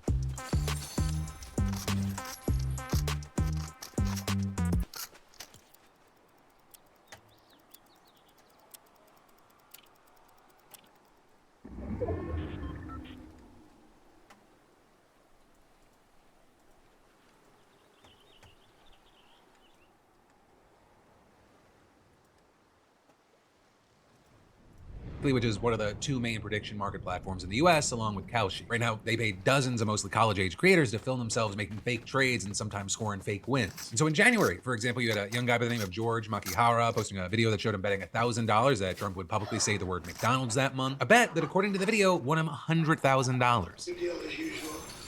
But you know, in the old days, McDonald's... But here's the thing. They have the data. More than 50 accounts made that same bet in January, and all of them lost. And George, he actually posted videos of himself appearing to bet almost $410,000 on more than 140 other plays, but none of those bets were real either. In fact, the Journal ultimately found more than 1,000 videos of various creators making $1.9 million worth of fake bets, with around 10% showing these creators reacting to outdated footage or fake headlines suggesting that they'd won. And overall, the alleged winnings added up to almost $900,000, but in reality, the bets they pretended to place would have lost more than $166,000. And so as far as how this worked, first, Polymarket built near-perfect copies of its website, with I will say near-perfect being the key phrase there, because the Journal identified more than a dozen discrepancies between the real website and simulated versions. Where a few videos, for example, accidentally revealed URLs suggesting that the sites were test environments for Polymarket engineers. And at least one video showed a version in which the L in Polymarket had been replaced with an I, which would have been impossible to tell if the I had been capitalized. But in any case, from there, Polymarket just simply paid creators to make fake trades on these dummy sites. And you had creators who spoke to the Journal saying that the pay often added up to $2,000 to $3,000 a month. And you had the company reportedly sending them bullet point guidance on what to say, including telling them to use phrases that suggest their winnings are essentially free money. And then also a huge thing is they were reportedly told to hide the fact that they were paid, which is a huge deal because federal law generally requires companies to be honest about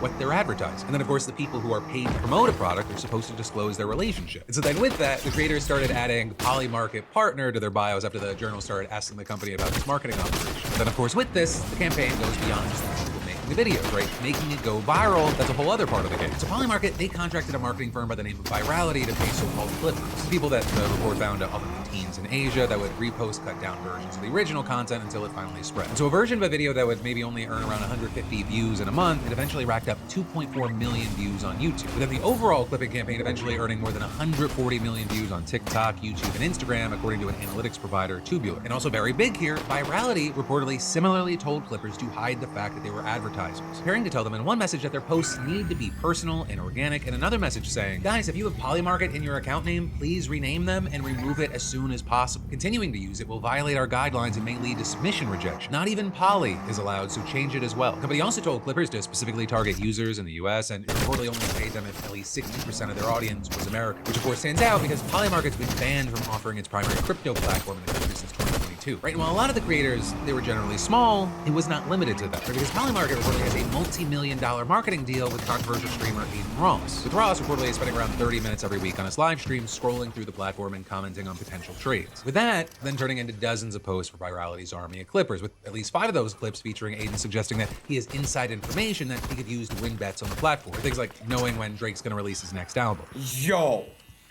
I literally know exactly.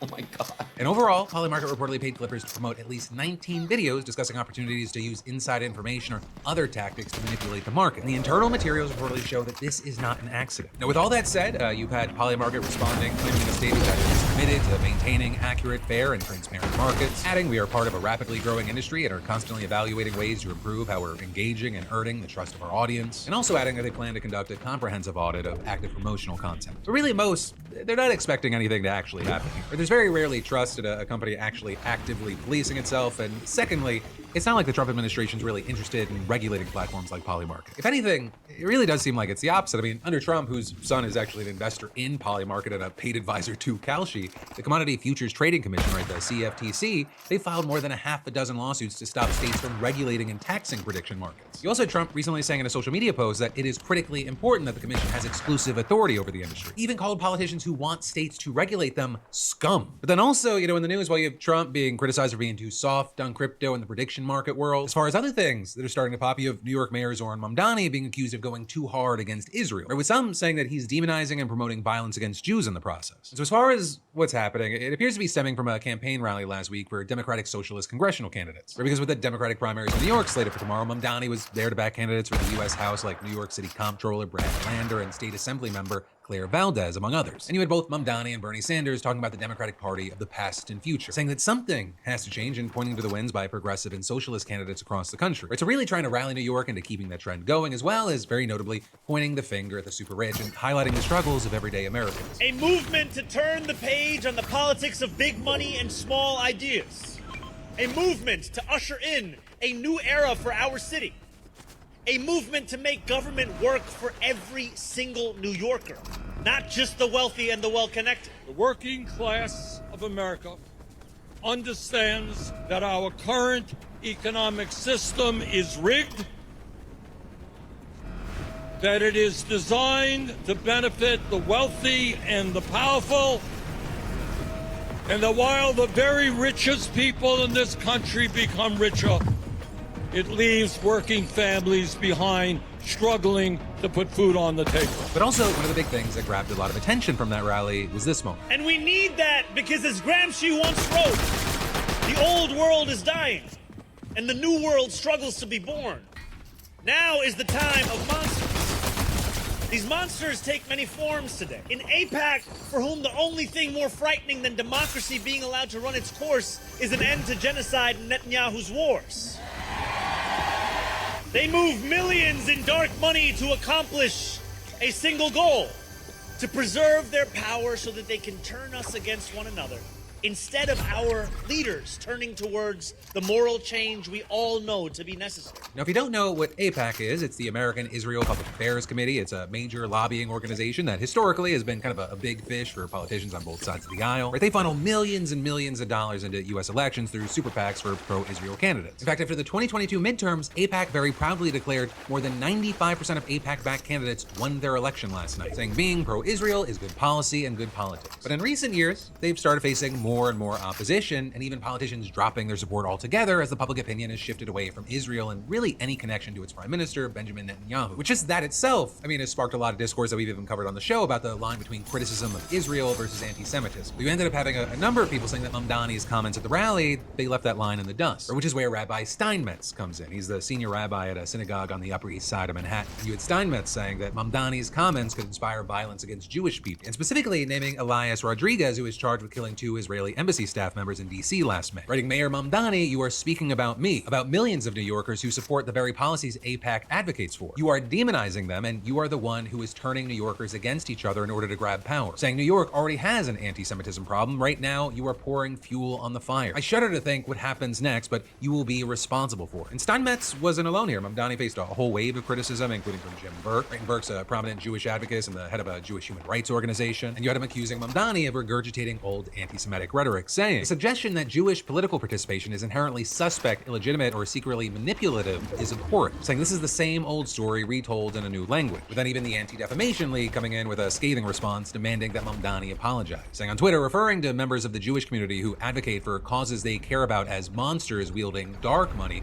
is shockingly offensive and unacceptable for a mayor who claims to represent all New Yorkers. Claiming this is not about political disagreement, it's about crossing a dangerous line by invoking dehumanizing and conspiratorial rhetoric with a long Jim Burke. Right, and Burke's a prominent Jewish advocate and the head of a Jewish human rights organization. And you had him accusing Mamdani of regurgitating old anti-Semitic rhetoric, saying the suggestion that Jewish political participation is inherently suspect, illegitimate, or secretly manipulative is abhorrent, saying this is the same old story retold in a new language. But then even the Anti-Defamation League coming in with a scathing response demanding that Mamdani apologize, saying on Twitter, referring to members of the Jewish community who advocate for causes they care about as monsters wielding dark money is shockingly offensive and unacceptable for a mayor who claims to represent all New Yorkers. workers, claiming this is not about political disagreement, it's about crossing a dangerous line by invoking dehumanizing and conspiratorial rhetoric with a long and troubling history in anti-Semitic tropes. And you also had some noting the timing, with a Florida grand jury just indicting a man for allegedly plotting a mass shooting targeting AIPAC employees. But also in no way was this a one-sided issue, because there's also been a healthy amount of pushback to this line of thinking as well, with no shortage of people arguing that the criticism of AIPAC is not the same as anti-Semitism, arguing that the conflation of the two,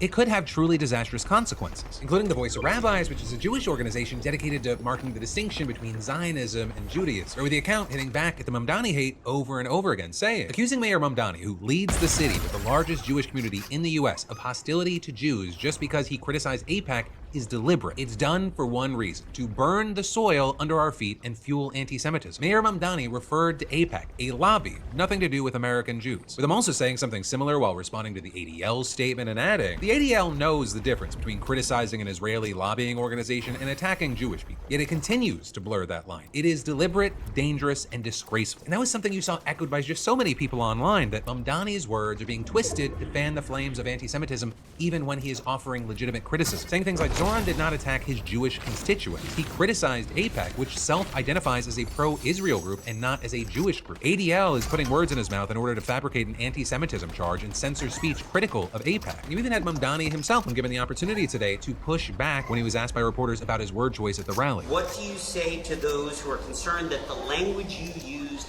is dangerous? Now, I want to be very clear. We're talking about a status quo where children are being killed on a daily basis.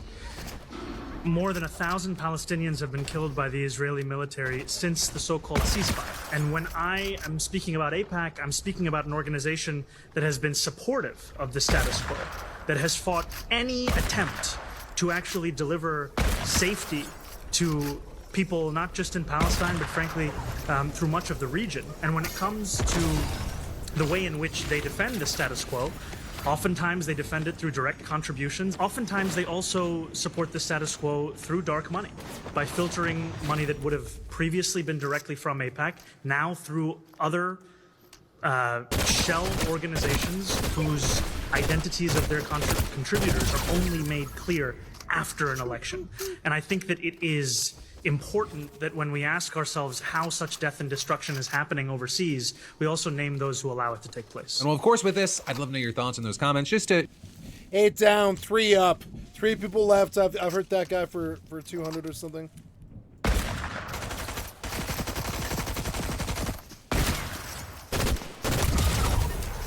It's me and him. I know where he is, but I gotta get reloads. I should have ripped to go to him, but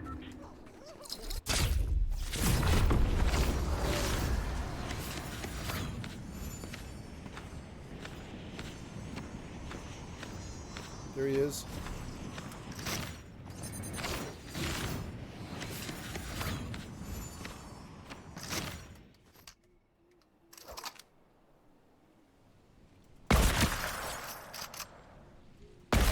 Oh yeah! I got him! Yeah! Oh, it was such a good shot. 2 shots and I killed him. Oh, I'm sorry. Yeah! I'm sorry to take the win from you, buddy. I'm sorry. I needed it. I'm sorry. Time to go to Overwatch. Goodbye. Yeah! share my opinion and take here. I've said it here before. I've said it on my podcast, Crashing Out. But it remains true. People conflate being critical of Netanyahu, the Israeli wanted government. to shoot him. I can't believe I killed him with the 2 fucking sniper blasts, and I shot twice and I won. I was like, what?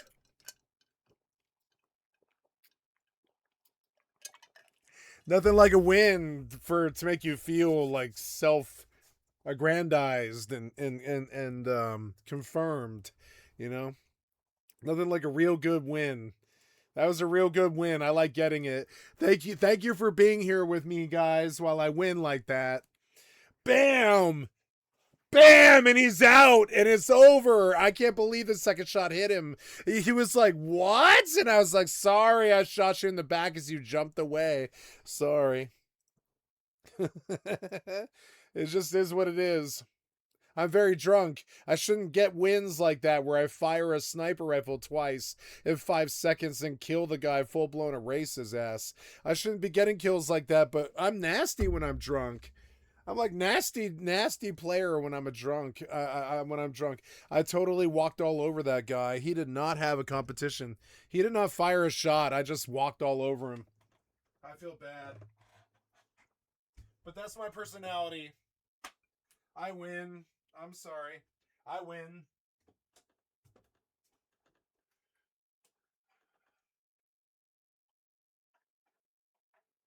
I walked all over that guy. Yeah! Yeah! I walked all over that fucking guy. You're doing better. You're doing better. I really actually like what you've become. You're doing better. I'm fucking 3 sheets to the wind and I stomped that guy and took that match. Yeah! Who cares about losing if you win all the time? I don't know.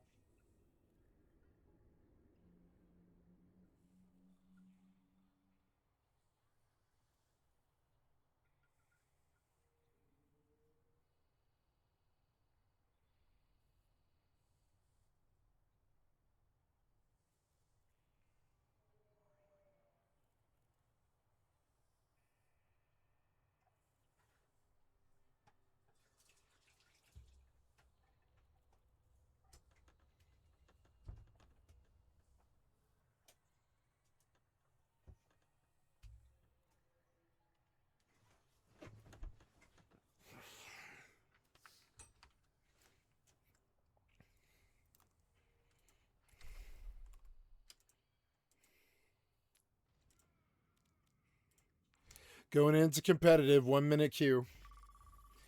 Let's win. Yeah, let's win. Pack with anti-Semitism, you're just opening the door for actual anti-Semitism to rise. You've got people out there calling Miss Rachel an anti-Semite, a Nazi, because she's like, kids in Gaza shouldn't get blown up. And it trains people to not take claims of anti-Semitism seriously, which is a huge problem because there is also a rise in genuine anti-Semitism that's happening elsewhere. But a number of people don't end up looking at a ton of that because they feel like someone's just shouting wolf again. And then a lot of these same groups, they act shocked when polling shows that they're losing favorability. But hey, that's this idiot's opinion, so whether you agree or you disagree with me, I'd love to hear from you in the comments down below because generally it is still kind of a free country for most, though especially with this administration, maybe be on an alt and a VPN. And then there's more that we gotta dive into in just a minute, but first let me thank a sponsor and say, you know, this is an embarrassing admission, but I signed up for today's sponsor, Rocket Money, and within like 30 seconds, it showed me stuff that I was actively being charged for that I had completely forgotten about, right? Subscriptions, a free trial that I never killed, and an app that I genuinely do not remember downloading. And that's not only a money thing, right? It's an attention thing. And it feels like no one has enough right now to actually catch all this stuff. And Rocket Money, well, they're a personal finance app that helps find and cancel your unwanted subscriptions, monitors your spending, and helps lower your bills so you can grow your savings. Money.com/PDS. But then diving right back into the news, we've got to talk about Tulsi Gabbard, right? Because you've got people asking now, was Trump's former intelligence director, the woman who coordinated all of his intel agencies, secretly controlled by a religious cult? That's a very real and serious question that's been raised by the Washington Post with this bombshell investigation into Tulsi Gabbard. You know, a lot of people, they already kind of are somewhat familiar with Tulsi. She rose to fame as a socially conservative Democratic representative from Hawaii. She also ran for president, as we'll call it, a quirky progressive, and then defected to the MAGA movement and joined the Trump administration. But you probably haven't heard of this so-called cult, the Science of Identity Foundation, or SIF for short, never mind its leader, Chris Butler. Right? And they're a breakaway sect of the Hare Krishna movement, which is a branch of Hinduism that stresses devotion to a single deity, Krishna. And while Butler, he attracted followers with the belief that he was in direct communication with Krishna himself. This world is a place of suffering. You're not in direct communication with Krishna himself. I can see from your face. Why is it a place? Sorry! I'm trying to make my best friend laugh. I'll laugh. I can tell that you haven't reached enlightenment by the state of your face. Of suffering. It is a place of suffering because it is meant to be temporary. This world is not meant to be eternal. But he's been called a cult leader for a lot of reasons. Like accusations that his disciples were isolated from the outside world, that he controlled their major life decisions, that he demanded total obedience, and that the whole thing is wrapped in secrecy. In fact, in 1970, 2 devotees told the Honolulu Advertiser that they would do anything, Butler asked, including take their own lives. And not only is he still alive at 78, Gabbard once described him as her guru, which then becomes very, very notable given his political views. He's attacked Muslims, homosexuality, gun control in public schools, and also promoting environmentalism and anti-capitalism. Now, he's claimed that he didn't tell Gabbard how to vote in Congress, and Gabbard has claimed that he's just a spiritual advisor. Has he been a mentor politically, or is it just no? And there it is. No, not at all. But you've got Rebecca Salzberg, who claimed as that he controlled their major life decisions, that he demanded total obedience, and that the whole thing is wrapped in secrecy. In fact, in 1970, 2 devotees told the Honolulu Advertiser that they would do anything, Butler asked, including take their own lives. And not only is he still alive at 78, Gabbard once described him as her guru, which then becomes very, very notable given his political views. He's attacked Muslims, homosexuality, gun control in public schools, and also promoting environmentalism and anti-capitalism. Now, he has claimed that he didn't tell Gabbard how to vote in Congress, and Gabbard has claimed that he's just a spiritual advisor. Has he been a mentor politically, or is it just no? No, not at all. But you've got Rebecca Salzberg, who worked on digital strategy for several of Gabbard's congressional campaigns, telling the Washington Post that's a flat-out lie. According to her, Butler instructed Tulsi Gabbard on what to say and do as a politician, sometimes directly over the phone, sometimes through memos passed on by his disciples. And to prove that, she actually gave more than 25,000 pages of documents to the Post, including hundreds of these memos that might genuinely leave you speechless. But also, before we get to those, I do need to address one point of contention here: the credibility of Salzberg and these documents. Right? Because you have Sif claiming that she's just making all this up to extort $250,000 from the organization. But Salzberg denies that, saying instead that she threatened to sue them unless they paid her for damages that she suffered after getting arrested for housing a teenage runaway that she claims was abused by the organization. But then also, either way, Sif didn't dispute the authenticity of the documents themselves. Instead, they dispute the claim that runaway that was abused by these guys. What? The memos were authored by Butler himself, claiming that they were actually written by a mix of advisors, including Gabbard's father. And it's hard to know who's telling the truth here because the memos aren't attributed to anyone specific. But the Post reporter found numerous pieces of evidence suggesting that it is Butler, such as biographical details in some of the memos that point to Butler, or passages where Butler appears to speak in first person. Moreover, Gabbard's father and the senior disciple who claimed to author many of the memos, they were open about their involvement in her campaigns, which led to the Post reporter asking, why would they, in other moments, shield their private advice to her behind anonymity and encrypted documents? And so you have him arguing that the more logical explanation is the one that Salzberg gave. The memos are anonymous to mask Butler's identity if they ever became public. But with that set up, let's get into the documents because it is juicy. Okay, so the first thing that needs pointing out is the way that many of these appear to be written as if they have control over what Gabbard does. Or you have one memo about a plan to partition Iraq into 3 states, for example, saying it was, quote, time for TG to come up with this idea. Meanwhile, other memos appear to address Gabbard directly, or like this one that criticizes her planned statement about an address that Obama gave to Congress in 2015, saying, in the first place, nobody gives a shit what you think about his State of the Union speech unless you're going to say something of interest. Adding, you're not even trying, you've become really intellectually lazy. There's also a 173-page document from 2014 titled TG Issues that compiles advice for Gabbard on dozens of political topics. And so you have that containing lots of imperatives like start introducing bills and need to get on it and hit hard, stop being weak. And so the Post reporter compared those memos to Gabbard's record in Congress, and what do you know? There is a clear correlation. So for example, a 2014 memo pressed her to propose a bill penalizing countries whose citizens fought for the Islamic State, writing, get it started in the morning. You need to be the leader in this regard. Don't dick around. And then the very next day, Gabbard put out a statement, and the next week she proposed a bill. And the memos also appear to have orchestrated her media appearances. And so for example, in 2015, one advised her on what to say during an interview with Wolf Blitzer, by giving her the line, it's not a boo-hoo, I don't get to go to the party situation, Wolf. And what did she happen to say on CNN later that day? That's really the issue here. The issue here is not about me saying, boo-hoo, I'm going to miss the party. The issue here is one of democracy. And in fact, Sif supplied prep for at least 32 TV interviews between 2014 and 2016. And reportedly, Gabbard quoted them almost verbatim 24 times, with her using different language, but promoting the same ideas the other 8 times. And in the meantime, he also had a memo criticizing Gabbard for seeming insincere, writing, it's like she's trying to express something artificially. I don't feel anything from her. It's more like kind of remembering talking points. Which, yeah, my guy, it seems like you're the one feeding her these talking points. At least that's what it seems. You might as well have your hand up her ass, flapping her mouth, and like criticizing her for being a puppet. But that aside, Sif also appeared to dictate what Gabbard posted on social media, or with a senior disciple in 2014 emailing her with a subject line, important to do, must tweet around 9 a.m. Then there was a pre-written tweet telling Obama to bomb Islamic State fighters attacking a Kurdish city in Syria, noting that, quote, every word of the tweet language is approved. And what do you know, bada bing, bada boom, Gabbard tweets it out verbatim that same day, emailing back, sent tweet. She even made follow-up posts tagging senior administration officials just as the email also instructed, noting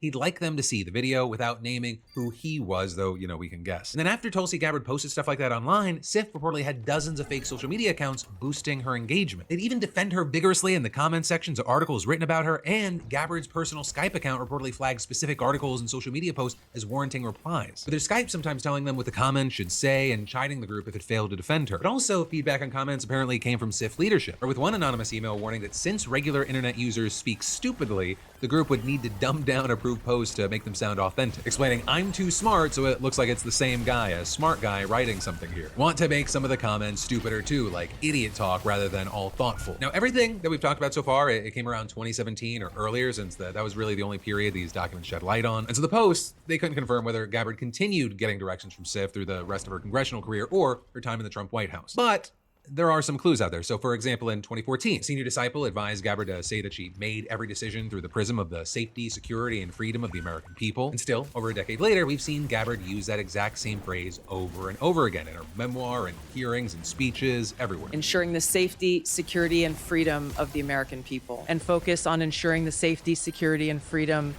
of the American people, and to ensure the safety, security, and freedom of the American people. And so you have people going, you know, we're in this situation. If any and all of this is true, if she has been secretly taking orders from an alleged cult while overseeing the nation's intelligence agencies, that's more than just a little concern, especially because the so-called cult leader, the guy who was allegedly behind all the memos, the guy who Gabbard called her guru, he's fucking crazy. I mean, among other things, and I'm not all trusting of intel agencies, but in one lecture, Butler reportedly warned that those intel agencies were filled with demonic, power-hungry madmen who wanted to use psychic powers to control people. Now, with all that said, as far as Sif, apart from, you know, just simply denying the claims made in the post-investigation, they also claim that they're expressive of anti-Hindu bigotry, or basically arguing that Gabbard's association with the group only seems sinister to people because it's Hindu and other religious groups wouldn't be treated that same way. But the counter-argument there for many is that Sif isn't an ordinary group like the Catholic Church. It's a cult. But also more than that, it's arguably far from transparent about its relationship with Gabbard, which is a big problem, especially if she's the intelligence director. Which also, like, on that note, the announcement last month that she would be stepping down, it came just days after the Post reporter notified her about the imminent publication of his investigation. So whether that's, you know, just a coincidence or something else, I'll let you decide. And whatever your thoughts on this are, let me know in those comments down below. But then also from that, we've got to talk about how that's not even the biggest resignation in the news today. Because Keir Starmer, he just stepped down as Prime Minister of the UK this morning. And while we knew this might be coming, it's still huge news. Right, Starmer's been facing calls to resign for a whole laundry list of reasons for months now, and this morning he delivered a speech touting the successes of his 2 years in office before then saying, "The question my party is asking now is whether I am best placed to lead us into the next general election. I have heard the answer of my parliamentary party to that question, and I accept that answer with good grace. That is why I will resign as leader of the Labour Party." Right, so elections, they were one of the many stressors that Starmer faced during his term. In May, his Labour Party saw huge losses in local elections, while the far-right Reform Party saw substantial gains. And even though the next national election isn't scheduled until 2029, people in Starmer's party and the cabinet feared that Reform, they could gain even more steam by then, and they don't think that Starmer is the leader to combat that. Right, so in the spring, there were just tons of calls for his resignation over this, which he resisted. Though also, like, the calls for him to step down, it started before that because of the Epstein files. Because even though Starmer himself wasn't tied to Epstein, the man that he appointed to be ambassador to the United States is. Right, Peter Mandelson, he appeared multiple times in the files. He stayed in touch with Epstein after he was convicted, and even reportedly stayed in Epstein's home while he was in jail. So Starmer, he eventually fires him, but then unlike here in the US, where, you know, our president is all over those files, right, and absolutely nothing happened, people, they wanted Starmer ousted just for associating with an Epstein associate, especially since an inquiry later found that Starmer had been warned about Mandelson's Epstein connections prior to giving him the job. But then also, on top of that, Starmer has kind of just been generally unpopular. He wasn't polling well, people were really not super happy with the economy and international policy under him. And so all that backlash that had been simmering, it reached a boiling point over the weekend. Because Labour's Andy Burnham, he won a seat in the Parliament in a special election, which put him in position to challenge Starmer. But he was the mayor of Greater Manchester, and he beat a Reform candidate in a closely watched race. So you've got many feeling like his electoral success is a good sign for Labour, and it proves that he could increase the party's popularity in the next national election. Even at places like the New York Times describing him as a potential savior against the rise of the Reform Party. And in Burnham's victory speech, he indicated that he was willing to take this support all the way to Downing Street. Everyone knows that politics isn't working. Everyone can feel that the country isn't where it should be. Tonight, could, just could, be the turning point. But I do say to my own party, this is a final chance to change. We must act upon it, and we must get it right. There will be no second chance.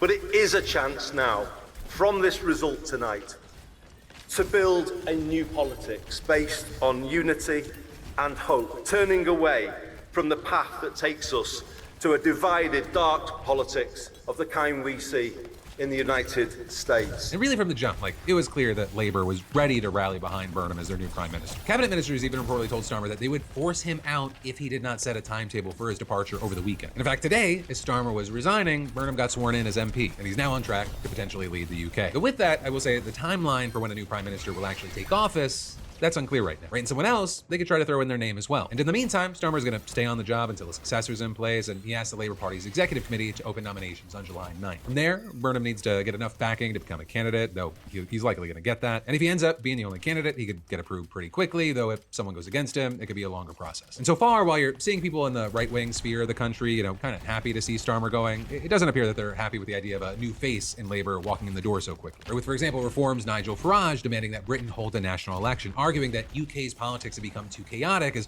whoever follows Starmer is going to be the 6th prime minister in 7 years. So far, reports haven't indicated that an election is going to be called, with most suggesting that Burnham has a pretty clear path forward. And you even had Burnham writing that Starmer's resignation marks the beginning of a transition, and it is important that this process is conducted in an orderly and responsible way, saying the country expects stability, seriousness, and a continued focus on the issues that matter most, and that is what it will get. Right, and then for your final block today, we've got some more news you need to know quickly, starting with the tech giant NVIDIA announcing and claiming that they have found a way to significantly reduce the billions of gallons of water that AI data center used just last year alone. And if they're actually onto something here, it could help reduce AI companies' impact on the environment, which has also landed them in lawsuit after lawsuit here recently. Right, and they just announced it at London Climate Action Week, saying that the new generation of AI infrastructure will use a liquid coolant that's similar to antifreeze that you use in your car. And since the new coolant can operate at higher temperatures, companies like NVIDIA could rely on it instead of all the water that data centers currently use. And so to many, that sounds like a pretty big break for tech giants like Google and Amazon, who have been fighting tooth and nail to defend how much water they've been using for their data centers. And with this, you had Josh Parker, NVIDIA's chief sustainability officer, claiming the water consumption challenge for data centers is largely solved. Though I also have to say that AI companies won't be completely off the hook, because the water is just one part of the environmental issues. Or you also have to take other things in, like how much energy data centers use, the air pollution, there's a lot. But still, you've got tech leaders saying that it would be a big deal for everybody if all the AI companies started using this new coolant. Though also, this wouldn't be an overnight fix. Right? Even if AI leaders are on board with all this, it'll take years to spread through the industry. The average data center right now, it's been designed for all the water they've been using. So while this move, it could save data center operators money in the long run with more efficient and sustainable systems, before that point, they'll have to front the cost of any changes that they need to start using the coolant. So that means that there'd still be data centers in the meantime using older cooling technologies and the water that comes with them. All while you'd Parker acknowledge I won that match. I didn't even try. AI workloads are not getting lighter, or the end goal is expansion. So as AI companies build more data centers to meet the demand, they may end up using just as much water as they do now, even with the help from the coolant. But for now,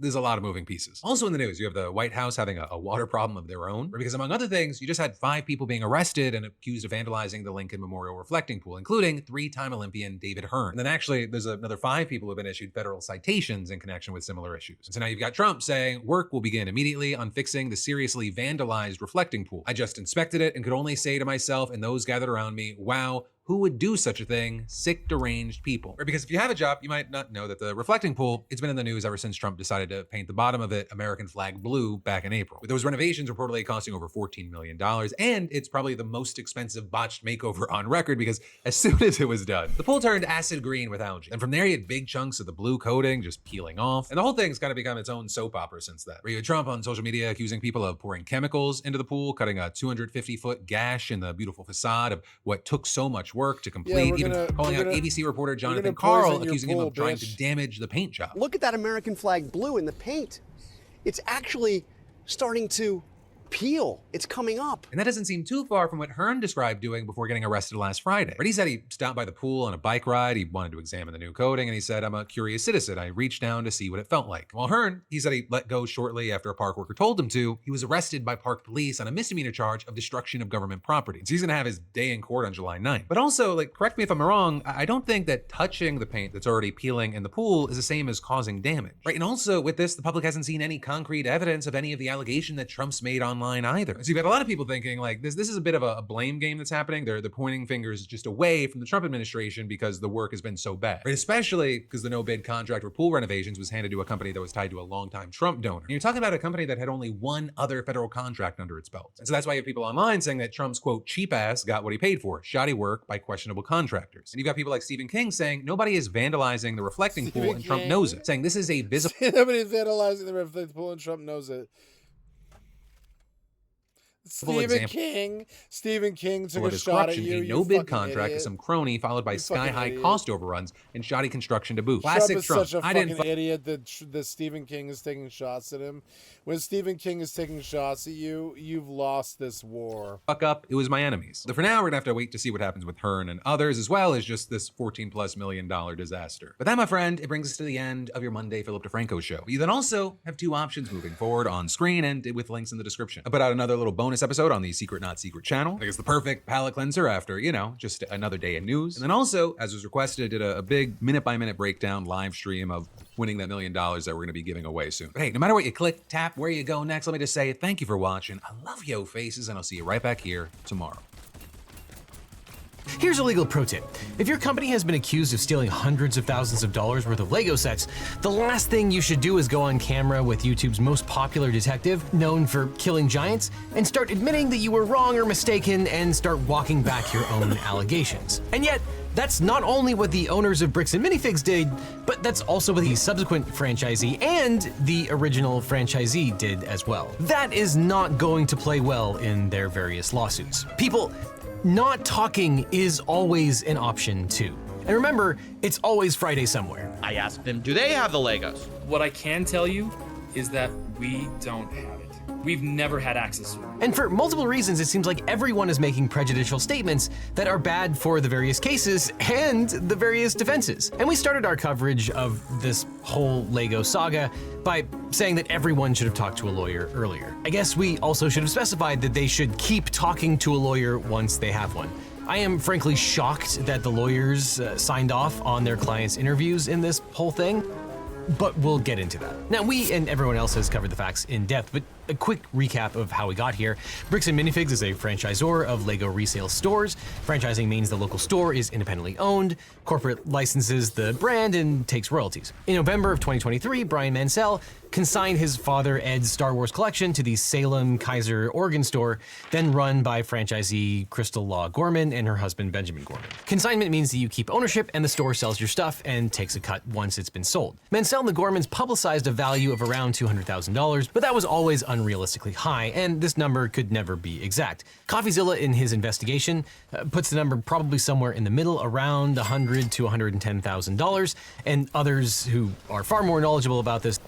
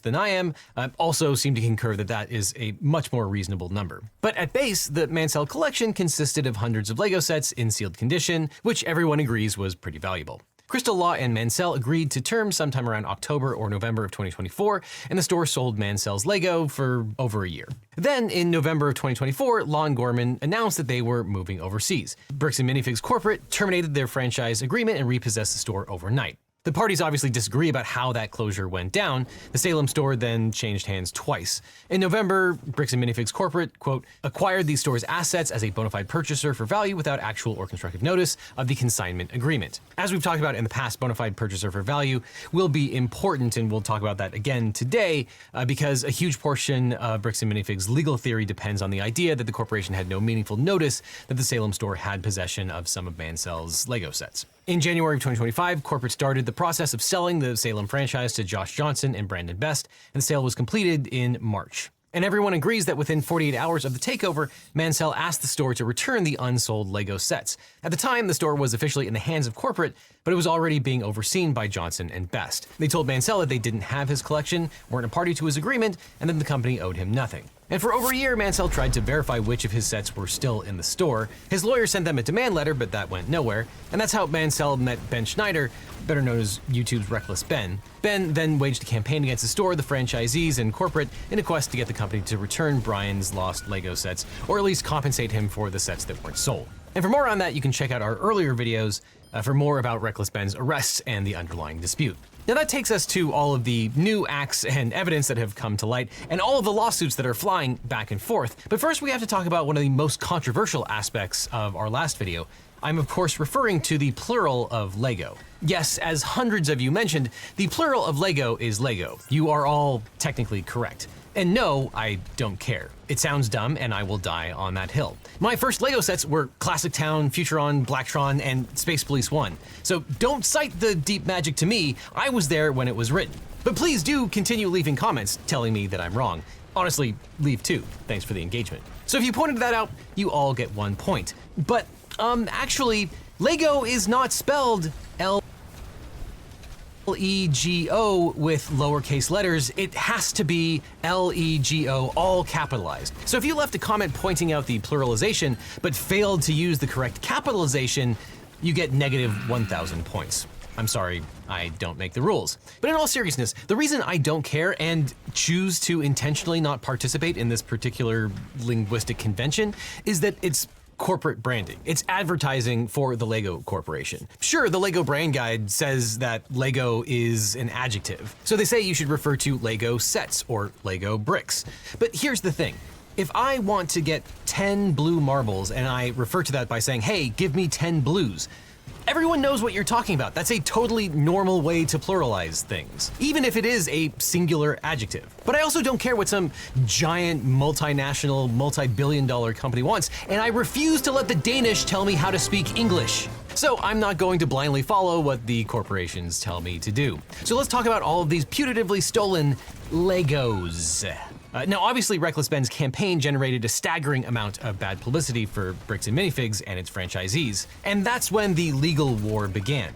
In May, the Gormans sued Bricks and Minifigs over the franchise repossession, and on May 27th, Bricks and Minifigs, which is run by the brothers Matt and Eamon McNeff, joined with Johnson and Best to file a sweeping civil lawsuit against the Gormans, Mansell, Reckless Ben, Victor Nguyen, and others. Basically, in that case, the plaintiffs alleged the defendants engineered and organized a conspiracy to destroy Bricks and Minifigs. Now, what's interesting is that Bricks and Minifigs and the other defendants are represented by Dentons. Dentons is one of the largest law firms in the world. But ironically, Dentons is one of the most unusual large law firms in the world, and many lawyers describe it as being franchise-like. Because frankly, it would be weird for a giant worldwide law firm to have a local law firm in Utah. But Denton's strategy, unlike almost every other big law firm in the world, is grow by combining the existing local firms around the world rather than building offices organically. So instead of opening a new office in a country or state and hiring lawyers from scratch, Denton's often just merges with a local law firm and allows that firm to retain a significant degree of local autonomy. This has allowed Denton's to become one of the largest law firms by headcount in the world, with thousands of lawyers across dozens of countries, but they don't really fully share in profits firm-wide, though they do share in marketing technology and referrals. Hence why a lot of people say that this law firm functions like a franchisor-franchisee relationship. And here, Bricks and Minifigs is represented by Denton's, Durham, Jones, and Pinniger, located in Lehi, Utah, which I'm assuming started the same way as a local Utah firm. So while Bricks and Minifigs is represented by a big scary law firm, maybe not quite as scary as most big scary law firms. And interestingly, the Bricks and Minifigs complaint lists 3 lawyers working on this case. 2 associates who have only been practicing for 1 and 3 years, respectively. And then the partner on the masthead looks like he's been practicing law for literally 40 years and has a ton of experience, but might have retired 10 years ago to teach part-time and only came to Denton's in 2025. And even then, there was a 6-year gap in his resume between teaching part-time and practicing again starting in 2025. Just very weird. So without going into the substantive legal claims of their suit, call me skeptical of the lawyers working on this case and the law firm representing them. Though on top of that, the lawsuit is a verified complaint for civil RICO, defamation, and other falsehood-related claims, and various forms of conspiracy, as well as some intentional torts like tortious interference with existing prospective economic relations and intentional infliction of emotional distress. Now, between RICO, conspiracy, and tortious interference and intentional infliction of emotional distress, that's sort of the Mount Rushmore of dubious legal claims. They're not impossible to prove, but you're not starting out on the right foot. I tend to see those used improperly more often than I see them actually properly pled. But I digress. But importantly, the Bricks and Minifig plaintiffs assert that Mansell, the Gormans, and Reckless Ben dramatically overstated the value of the original collection and the missing sets in order to extort money. In fact, the complaint uses the word extortion 21 times, and the complaint makes one key claim about the value of the collection, quote, less than $5,000 worth of Star Wars Lego product could be located and identified in the entire residual Salem LLC on-site inventory. But then, 7 days later, the company substantially changed its story. And because of this, I cannot stress enough how critical a legal notepad is when your job depends on making critical decisions in a high-stakes environment. And that's because some of the most important conversations often happen when you're not ready to take notes, which is why you might want to consider getting one of these Note Pros from Plod. This little guy is honestly such a game changer if you work in law or any other decision-heavy workflows. Plod is a sponsor of this portion of the video, but I've been loving the crap out of this thing. And if you were running the Bricks and Minifigs Corporation, it probably would have saved you from putting your company into this mess. Because this Note Pro is hands down the most accurate note-taking and transcription device I've ever used, and it's way better than using built-in transcription features from all the apps that you use. In fact, just the other day I spent hours plotting out this channel strategy with my team, and not only did the Note Pro transcribe everything with pinpoint accuracy, but it also generated an easy-to-digest summary of the most important points and action items in a way that I could effortlessly integrate into my own workflow. It does this through state-of-the-art machine learning that's astonishingly smart enough to know what matters most to me and my team. And one thing that I especially like is that the Note Pro supports both in-person conversations and phone calls. But my favorite use is taking this thing on a walk without my cell phone and just talking and thinking out loud. I recently gave a speech in Congress and wrote the whole thing this way. No distractions. And because the Note Pro is a standalone device, it meets enterprise-grade privacy and security standards like SOC 2 and HIPAA, to name a few. It just works. So if your work depends on critical conversations and important details, you should look at a Plod device. So click or scan and use the code LEGAL20X at checkout for up to 20% off your order. And you can also use this code when you order your Plod device on Amazon. So order your Plod device today or I will see you in court. On June 4th, Bricks and Minifigs issued a press release stating an internal review had uncovered, quote, operational gaps during the transition and the subsequent management of document recovery. The company parted ways with Johnson & Best, who presided over that transition, and Bricks and Minifigs revised the value of the original unsold collection to approximately $100,000. Eamon McNeff said, quote, we've been asking for documentation for a long time. We'd asked Mr. Mansell and others and did not receive enough to have a clear picture until recently, thanks to internal and external operations assistants and those who continue to stand with us, and we finally have enough to proceed with a resolution. Now, even before we get to CoffeeZilla, this press release tossed a grenade right at Bricks and Minifig's own lawsuit. Just who were these outsiders who gave them operational assistance? And did they contradict whatever inventory and accounting that Best and Johnson had put forth? And why didn't they have this information a week prior when they filed a 95-page verified complaint? I have so many questions, and believe me, so do all the defense lawyers working for the Gormans, Ben Schneider, and Mansell. Now, additionally, the company offered to give Mansell all of the Lego sets that were located in the Salem store, regardless of whether it could be identified as part of his collection, and they also offered to drop their case. Now, despite all this, backtracking on the collection's value, dumping Johnson and Best for mismanagement, and confirming that some residual LEGO inventory actually belonged to Mansell, Bricks and Minifigs did not drop the lawsuit or any of its claims. And then on June 10th, CoffeeZilla released a detailed investigation featuring an on-camera interview with the McNeffs and internal documents that changed the way that everyone thinks about this case. Now, as we've talked about in the past, under normal property law rules, consigned goods cannot be seized to satisfy the consignee's debts because the consignor still owns them. But there's an exception to that rule. Under Utah law, a secured party that takes possession in good faith without actual or constructive notice of a competing claim can cut off the junior interest. And that's what Bricks and Minifigs pleaded in its lawsuit, that it simply had no idea about the consignment, and the complaint says the same principle applies to the next set of franchisees, Johnson and Best. Their theory is that if they didn't have notice, they can't be liable for the consigned goods. But Mansell and Law have said all along that they have spreadsheets. And then CoffeeZilla comes along while interviewing Bricks and Minifigs CEO Eamon McNeff, who opened the file properties on the inventory spreadsheet. It says owned by BAM Franchising Inc. It says created September 6, 2024. This is the first I've seen that this spreadsheet was created by Crystal. And we don't know how accurate it is, how up to date it was. We don't know a lot of those types of things. And understand, I appreciate you sharing this with us because we had no idea. Now, the doctrine of constructive notice provides that the party has notice of a fact when, from all the facts and circumstances known to them at the time, they have reason to know it. And you don't have to actually have seen the document as long as you had a reasonable means of finding out. And this is, of course, separate from the actual notice that they may have had when lots of people were telling them that these Legos belong to somebody else, including Brandon Best, who was there the night of the takeover. But now we know that there was a spreadsheet created 2 months before the takeover tracking the consigned collection. And it appears that that spreadsheet is owned by Bricks and Minifigs Franchising and is hosted on the Bricks and Minifigs corporate email address. So it seems like that spreadsheet had been sitting on Bricks and Minifigs' own server infrastructure for years now, which would be very good evidence that the company had notice of the consignment and the inventory. But it gets worse. Again, you don't know what you don't know, and you can't, like, we don't know everything, and we don't go, looking in every nook and cranny everywhere, we just don't know some of those things. So if that's there, we can now have our team go look for that. Now, it is problematic for the CEO of Bricks and Minifigs to say that they haven't done a thorough investigation into Mansell's claims, since the McNeffs filed a verified complaint attesting that he looked into every nook and cranny. That's a real problem because Bricks and Minifigs filed a verified Tier 3 complaint in Utah State Court, which means the plaintiffs are seeking over $300,000 in damages. And a verified complaint is a legal document sworn to under oath by the plaintiff, affirming that the allegations are true. And courts often treat sworn factual allegations in a complaint as evidentiary admissions of the party who signed them. And the complaint here was verified by CEO Eamon McNeff and Salem franchisee Josh Johnson. They swore that they investigated the charges and that the allegations were true and correct to the best of their knowledge. So when the complaint says something factual, such as, quote, we found less than $5,000 worth of Lego, we had no notice of the consignment, this was an organized extortion campaign, those are not just arguments from counsel, they are sworn positions of executives. Now, of course, a verified complaint is not conclusive proof that those facts are true. It's basically just like they were on the witness stand and are under oath.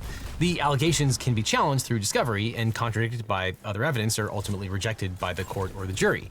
However, by verifying the complaint, Eamon represented that he did a thorough investigation. And I don't know how thorough that investigation could have been if he never realized where the spreadsheet came from. And that lack of due diligence also came through in the company's June 4th press release. Quote, this evidence confirmed that new incoming franchisees who took over the location were not aware of nor prepared for the responsibilities of taking over a store from a forensic accounting review standpoint.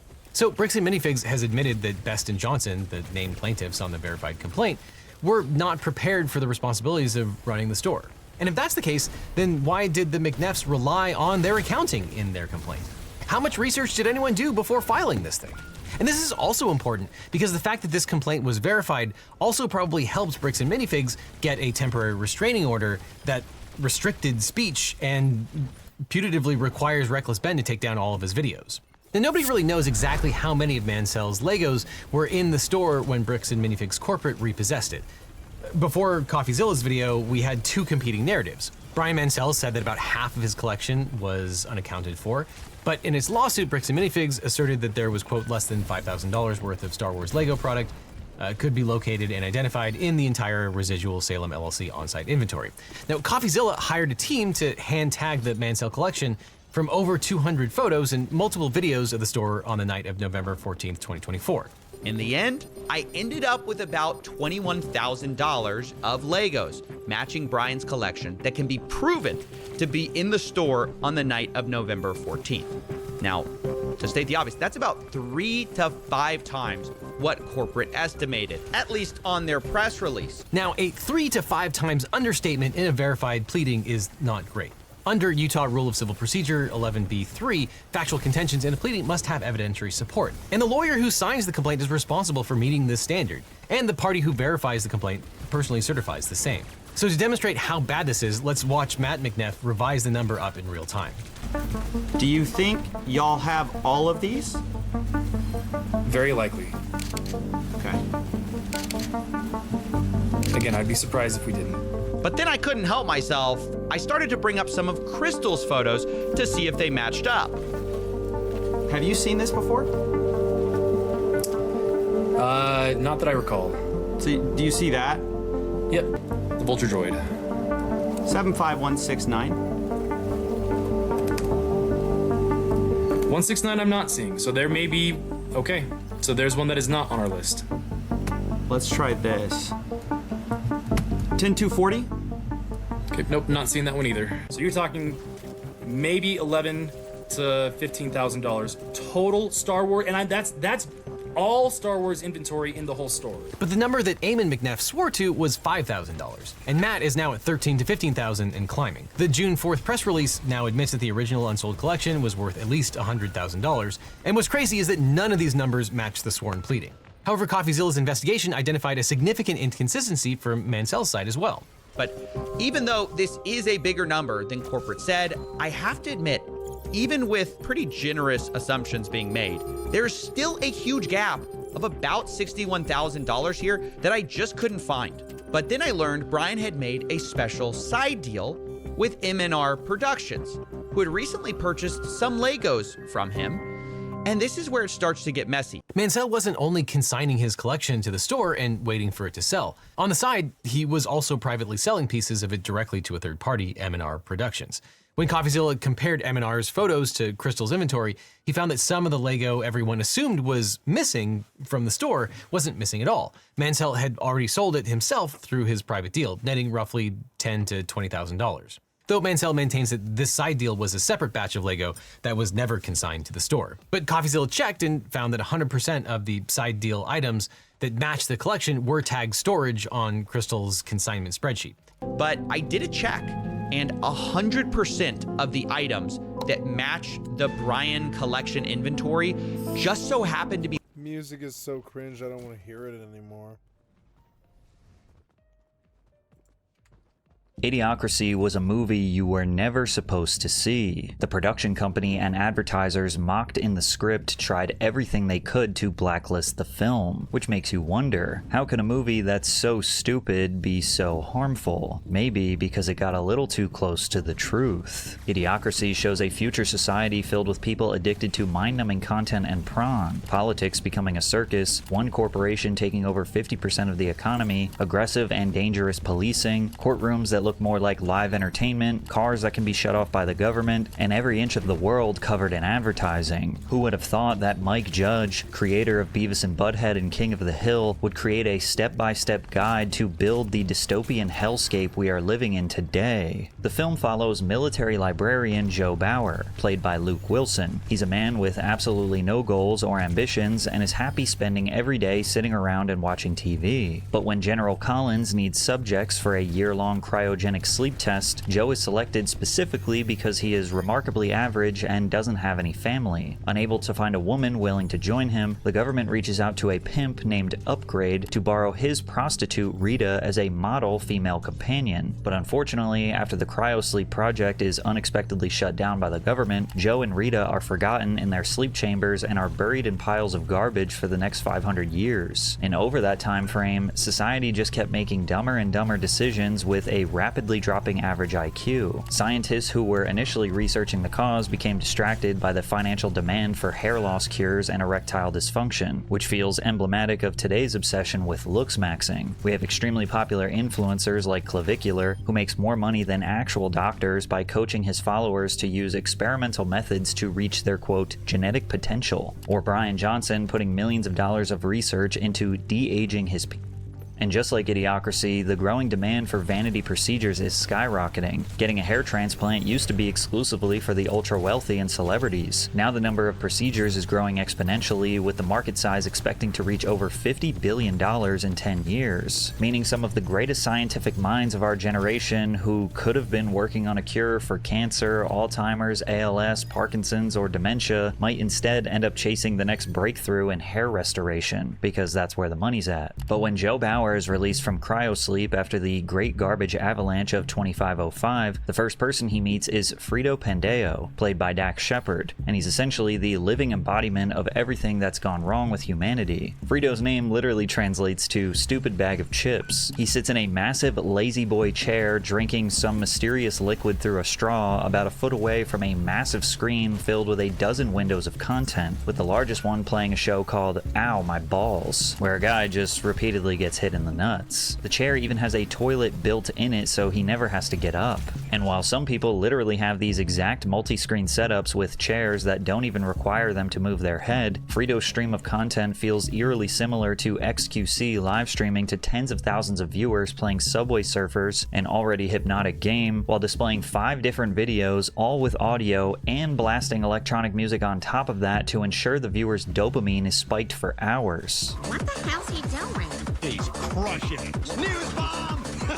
And although this isn't something XQC regularly does, the demand for us to constantly be entertained by screens has reached all-time highs. Pew Research estimates that the typical home already has an average of 17 screens. To put it in perspective, the number of household devices was 8 in 2015. That number has more than doubled in a decade. And as a result, the average American spends 7 hours per day looking at a screen, meaning people, on average, spend more time looking at screens than they do sleeping. But when Frito isn't watching mindless content, he's trying to get his rocks off. Go away, Baton! Idiocracy might actually have less emphasis on sexuality than the present day. Adult content exists now on 12% of all websites and is viewed by approximately 69% of American men and 40% of American women in any given year. The industry is estimated to generate over $100 billion, with OF being one of the major contributors to that statistic. It's inescapable. Even 2 OnlyFans girls bought tickets to the NBA Western Conference Finals, sat right behind the coach, so anytime he was on the screen it was showing their chest, which I will admit is smart marketing, but it's just an example of how content that was once in dark corners of the internet or magazines that were in the back of the store now regularly intersects with mainstream entertainment. So when watching the film, a majority of people would laugh at Frito's situation. He's a hilarious character, but the irony is that a lot of people are slowly becoming him. They watch mind-numbing entertainment designed to help them forget about their lives and responsibilities while being guided by a cursed algorithm to aggressively self-satisfy instead of focusing on achieving higher goals. In Idiocracy, hyper-consumerism has taken over the world. Advertising has become so deeply integrated into society that many people have stopped distinguishing between what is an ad and what isn't. Most people have literal brands as a part of their names like Mountain Dew, Frito, and BMW. The city-sized Costco is so large that people basically live inside of it and use a train to get to different locations to constantly buy more things. When Joe enters the building for the first time, Frito admits that he got his law degree from Costco and it's considered prestigious. Even the single-use shirts and pants that everyone in Idiocracy wears every day to avoid washing clothes have brands on them like they're about to race on a NASCAR track. And while it looks bold and stupid in Idiocracy,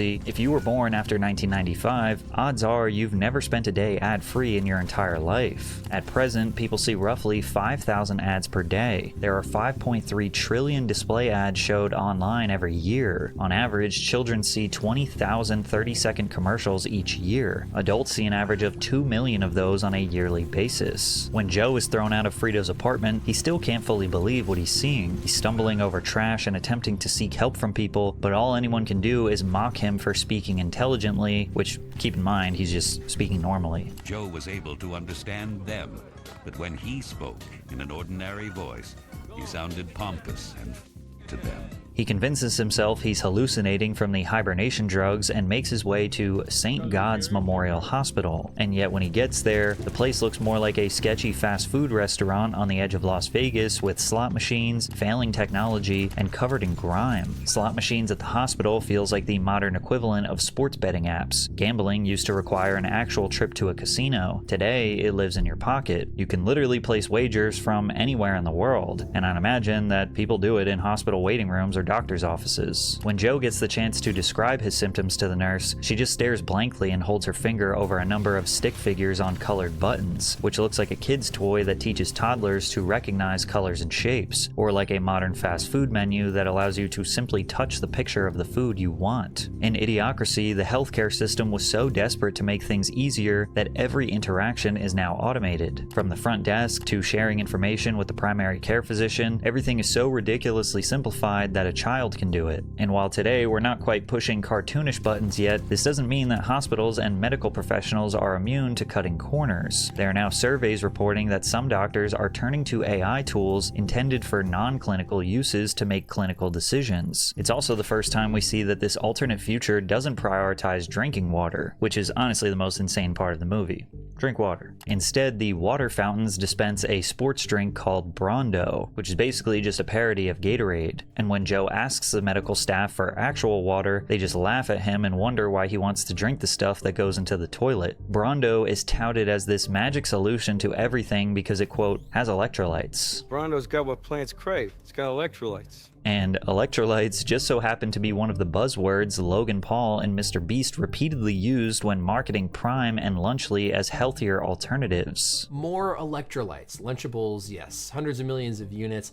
Their product, 80 less calories, 60% less sugar, more electrolytes. So they're advertising that more electrolytes are good. And that is the fundamental problem here, and the lack of misunderstanding with electrolytes and hydration that has frankly gotten out of control with just this electrolyte hydration beverage market. Another small detail in the film is that at one point, Joe is standing in a room with wallpaper made entirely out of dollar bills, which is symbolic of the currency becoming so worthless that it's more useful as decoration than actual money. While we're obviously nowhere near that point, Americans have watched the purchasing power of the dollar decline noticeably in recent years. Since 2020 alone, consumer prices have increased by roughly 25%, meaning what costs $100 just a few years ago now costs about $1.25. Put another way, $1 today buys you only about 80% of what it did at the start of the decade. All it takes is a few major economic mistakes and we'll be decorating our walls with worthless money. One of the more subtle, dark realities in Idiocracy was that everyone on Earth has a barcode tattoo for transactions, identification, and to digitally track where they are at all times. Without one, Joe is labeled as unscannable and immediately becomes a wanted man, running around a collapsing civilization suffering from a deadly drought that's killed all the crops and a devastated economy with a hyperinflated currency. The stupidity of it all is really funny, but it's hard to not notice how close we are to similar circumstances. For example, payment implants are already being widely considered by countries all over the world. According to BBC, a 2021 survey of more than 4,000 people across the UK and the European Union found that 51% would consider it. It doesn't take a genius to see how this could become a massive security issue for everyone. One day the chip implant is for our convenience, and the next it's telling us we can't leave our city after an unpaid parking ticket. Plus, our phones are already acting as a version of the barcode system anyways. It's arguably worse. It knows where we are, where we have been, who we talk to, what we are talking about, what we buy, what we search for, and what we are interested in. The difference is the citizens of Idiocracy were forced to carry a tracking device. We buy ours for more than $1,000 and upgrade it constantly to make it easier and more efficient for it to control us. But where Idiocracy really starts to feel unsettling is its portrayal of government, because it was supposed to be a completely absurd exaggeration of what a dysfunctional society might look like, and yet a lot of it feels not that far from reality. After running around the city and learning more about the imminent collapse of human civilization, Joe Bauer is taken to trial to face the crime of being unscannable. The police are like cavemen in riot gear, and they pepper spray Joe while being completely detained kind and not a threat to them whatsoever. It only gets more ridiculous when he's placed in a large human-sized cage before being thrown into a courtroom, only for his defense attorney to be Frito Pandeo. The courtroom is not filled with respectful spectators, but more like a manic mob of sports fans tuning in for some drama. One of them has a large bike helmet with a camera mounted on, recording his point of view, which is essentially the modern equivalent of Meta Ray-Bans. The judge has a spotlight pointed on him as if it's one big theatrical event, and his name is the Honorable Hector the Hangman, and Joe's essentially believed to be guilty before he's able to state his case. Any effort to speak clearly is seen as a sign of weakness, and everyone cheers when he's sentenced to prison without a second thought. And again, while this seems like an exaggeration, it's not like we haven't struggled with a very similar problem. The first example would be court-appointed public defenders like Frito. They're obviously not as dumb as him, but their salaries are determined by county judges. They're less incentivized to take your calls, and they rarely have a voice in court due to being overbooked and underprepared. As far as the angry mob of spectators looking for entertainment in the movie, they might have been satisfied with the real-life fight that took place between a public defender and a judge in Brevard County, Florida. Stop pissing me off. Just sit down.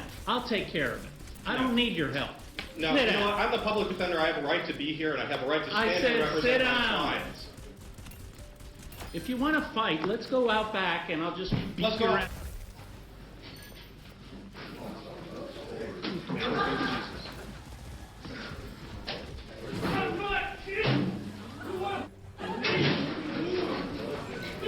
But the people in Idiocracy are not the only ones looking for a show in the courtroom. Televised trials are a perfect example of how our justice system has slowly become a form of entertainment, but it comes with major issues. According to courtroom science observers, the challenge for trial attorneys is identifying potential jurors who hold these hidden biases. Jurors may be inclined to hide biases, particularly ones that they feel are less socially acceptable. When asked difficult or sensitive questions, jurors may try to deliver answers that make them sound better, offering half-truths if they know their full opinion may reflect poorly on them. Simply put, televised trials prevent the jury from doing their only job: find the truth. A juror shouldn't be concerned with how their opinions might be perceived by people watching at home. They're supposed to evaluate the facts and follow the evidence wherever it leads. But since Joe was a moderately intelligent guy surrounded by dumbasses, he escapes from prison just by telling the guards that he's supposed to be leaving prison and not entering it, and they let him turn around and walk out. When he gets in the car with Frito, the AI in the car is triggered for trafficking a fugitive on their journey to Costco. They lose control of the car, it guides itself to the side of the road and shuts down, and gives the violent and unhinged police officers their exact location. And if you think this is some Black Mirror moment that could never happen, think again, because a congressional bill was passed that will essentially allow government access to your car starting in 2027. The trigger for all of this sits inside the 2021, all the way back to 2021. Infrastructure Investment and Jobs Act, buried in Section 24220, is a mandate that forces the National Highway Traffic Safety Administration to require advanced impairment driving technology. I love it. That's how they hide it. In your car that's sold to you here in America, that phrase sounds harmless on purpose. Here's what's coming. Cameras locked on your face, sensors tracking your eyes, software analyzing your behavior, your attention, even your emotional state. The system doesn't just look for alcohol impairment, it looks for anything it interprets as a risk.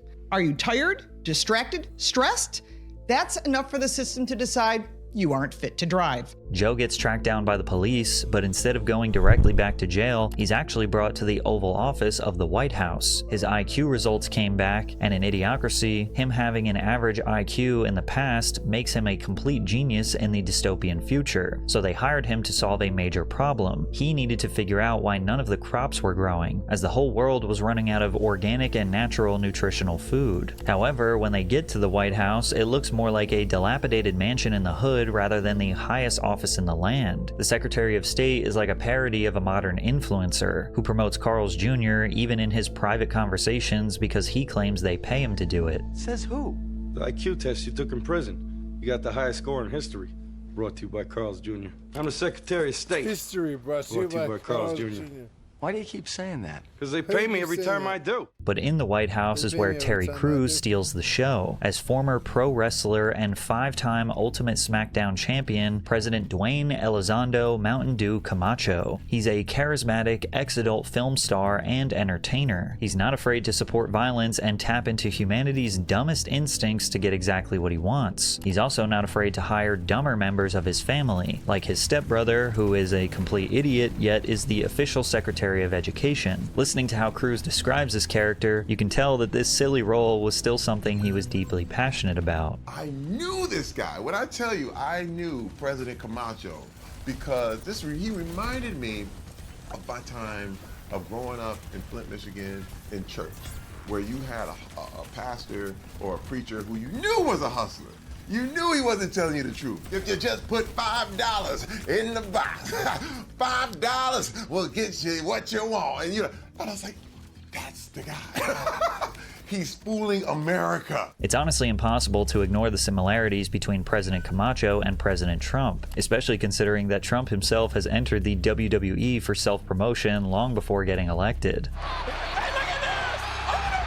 Camacho speaks in very basic sentences and simplifies massive problems with short, easy solutions, which is exactly like Trump. I will end the devastating inflation crisis immediately, bring down interest rates, and lower the cost of energy. We're going to bring those prices way down. A vote for Trump means your groceries will be cheaper. Groceries, cars, everything. We're going to get the prices down. I know it's bad right now with all that starving bull.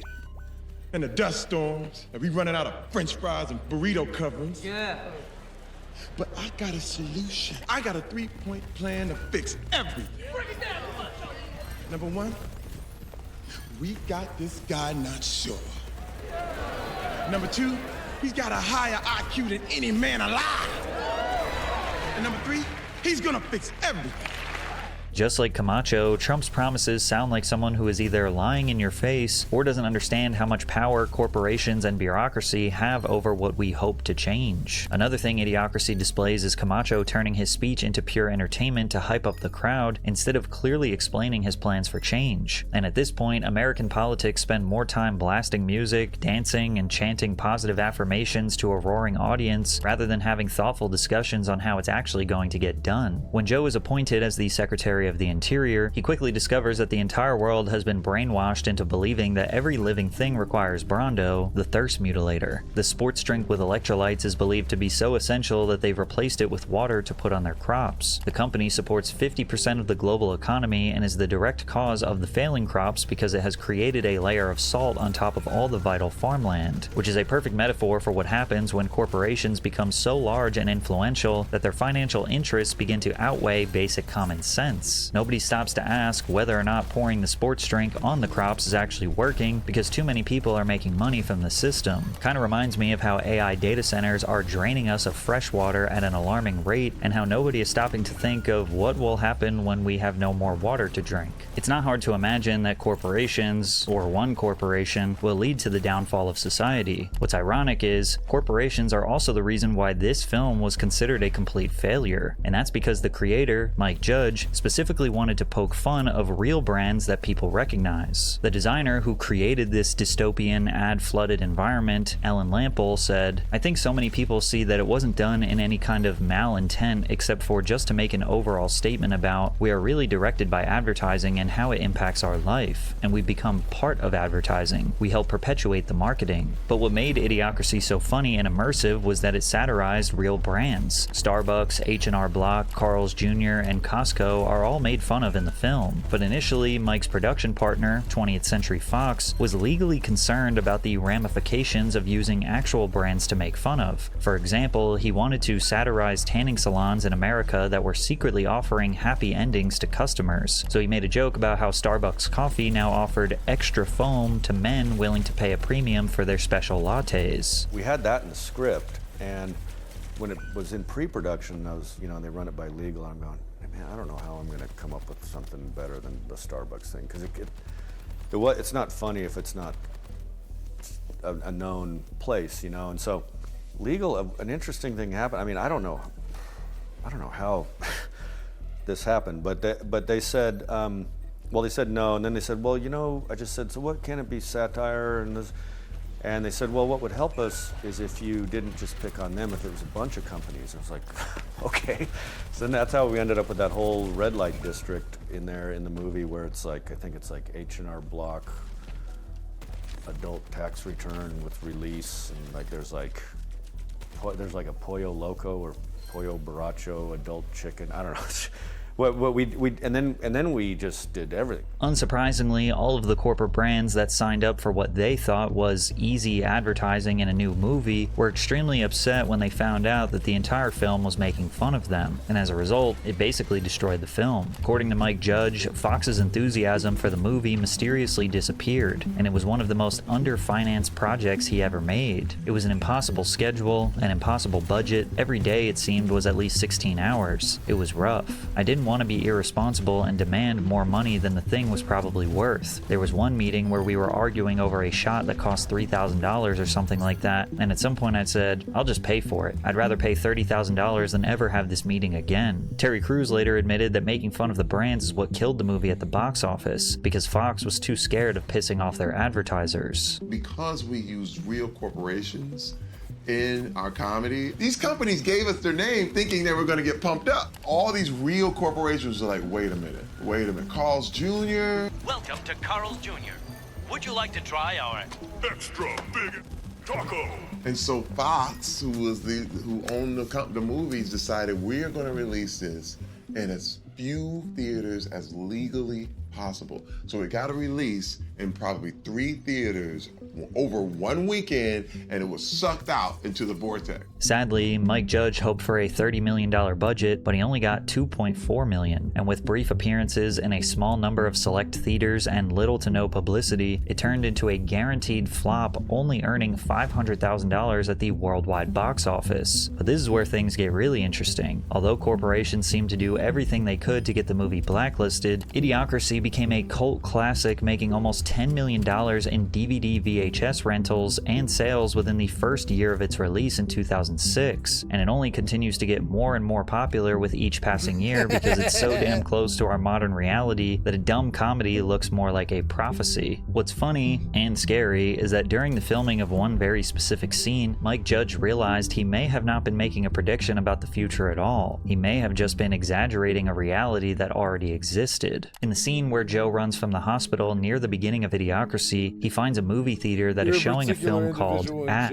It's a 90-minute recording of a man's butt. Occasionally there's a fart or a little movement, and the people watching are engaged the entire time and find it so funny that it gets several Oscars, including Best Screenplay. But here's the scary part. When Mike Judge and director of photography Tim Surstedt set up the movies and invited 200 extras to the screening, the assumption was that this was so simple and stupid that they would have to actually tell everyone to laugh on cue. Mike said, "We actually had to shoot the At movie, which wasn't fun. They just sent Polaroids to casting people. I should apologize to them for having to do that." But according to Tim, we literally found a theater a little bit south of Austin in a suburb, and we had the film of the guy's that was cinched up on the projector, and we had probably 200 extras in there. We rolled the footage and everybody started laughing, exactly as they say in the script. They thought that with something this dumb, they'd actually have to tell the audience to laugh, but it turns out they just actually broke out in laughter while watching a film called At. Judge told an interviewer, "I remember saying to Tim, what are we doing? We should just release At. In order to prevent our impending doom, we'd have to fight our own nature or selfish desires. We'd have to stop demanding maximum convenience. We'd have to be okay with being bored. We'd have to fight the urge to boost our dopamine with constant content and unhealthy foods. We'd have to embrace the suffering that makes life a little bit harder because we learned that corporations will swoop in and sell us the fastest and most addicting solution. But the sad reality is that we'd all have to do it together in order to make that change happen. Most people will choose short-term comfort over long-term well-being, which is why we are likely going to get to Idiocracy sooner than we thought. Mike Judge thinks we are already there. As he stated after the movie's success, "I'm no prophet. I was off by 490 years. And if watching societies collapse is your thing, people today are paying hundreds of thousands of dollars to die on Mount Everest." But check out this video to hear more about that.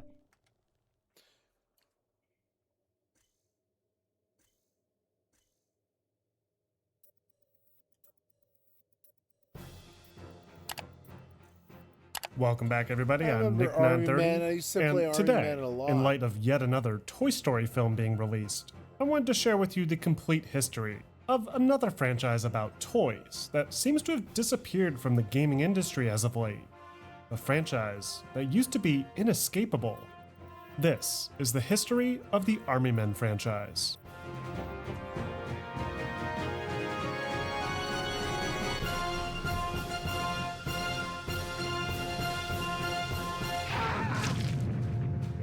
Army Men. That's a good show. That's a good game. Oh, yeah. Party time.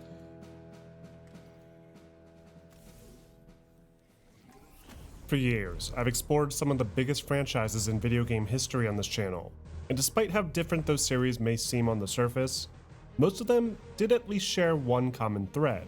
They all had at one point in their histories some kind of defining moment. That single standout entry or string of entries that made the franchise worthwhile to its fan base, and may have even helped to influence the gaming industry as a whole moving forward. This is not one of those stories. The history of Army Men doesn't center. Yeah, he's right.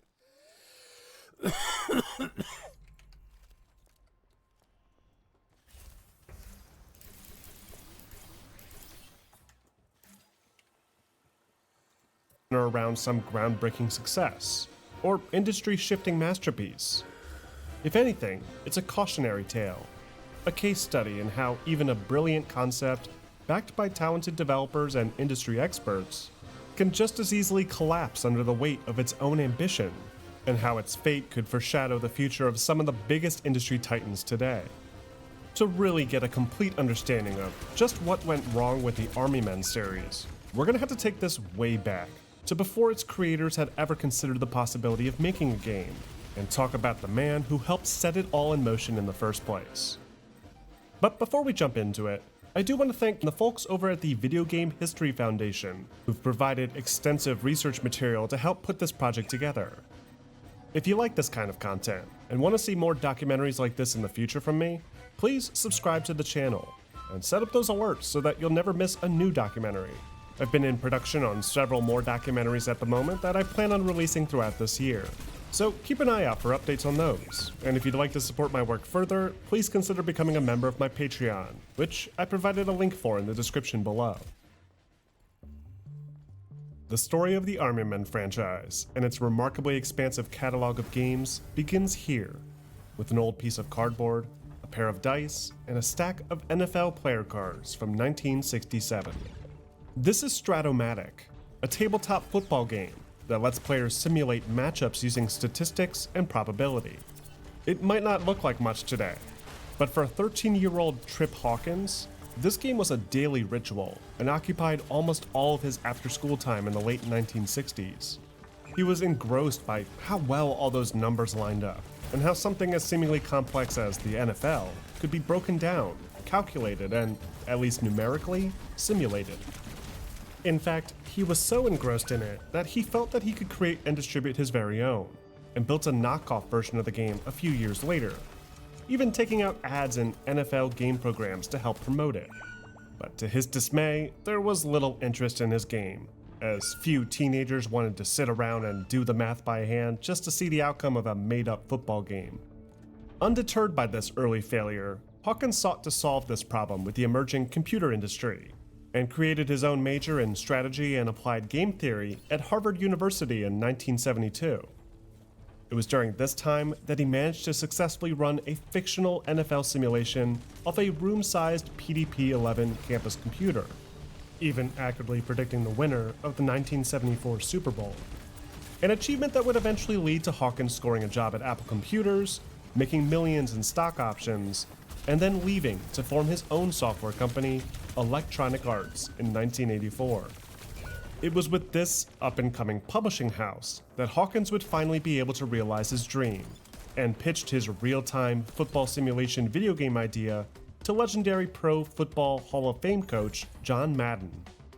After Madden agreed to sign on with EA, the very first Madden football game was released to lukewarm success on the Apple II. You'll recall from my previous Prince of Persia documentary that the Apple II's audience was limited, and Hawkins knew this. so he actively looked for ways to expand the Madden property into the growing home video game console space. But publishing a game on someone else's hardware came with a big caveat. Major companies like Nintendo and Sega ate into those profits significantly with what Hawkins felt were draconian licensing agreement policies, something that he refused to have happen with a property as potentially valuable as Madden. So he had a team of engineers work on reverse engineering the then new Sega Genesis, and built a fully functional version of Madden for the platform. Sega, seeing this as a major threat to their business strategy, agreed to a much more generous licensing deal that would lower the fee considerably, the result of which helped catapult EA's market cap into the billions. It was a major step for the emerging publisher, and Madden's debut on the Sega Genesis was hugely successful as a result. But even still, Hawkins wasn't completely satisfied.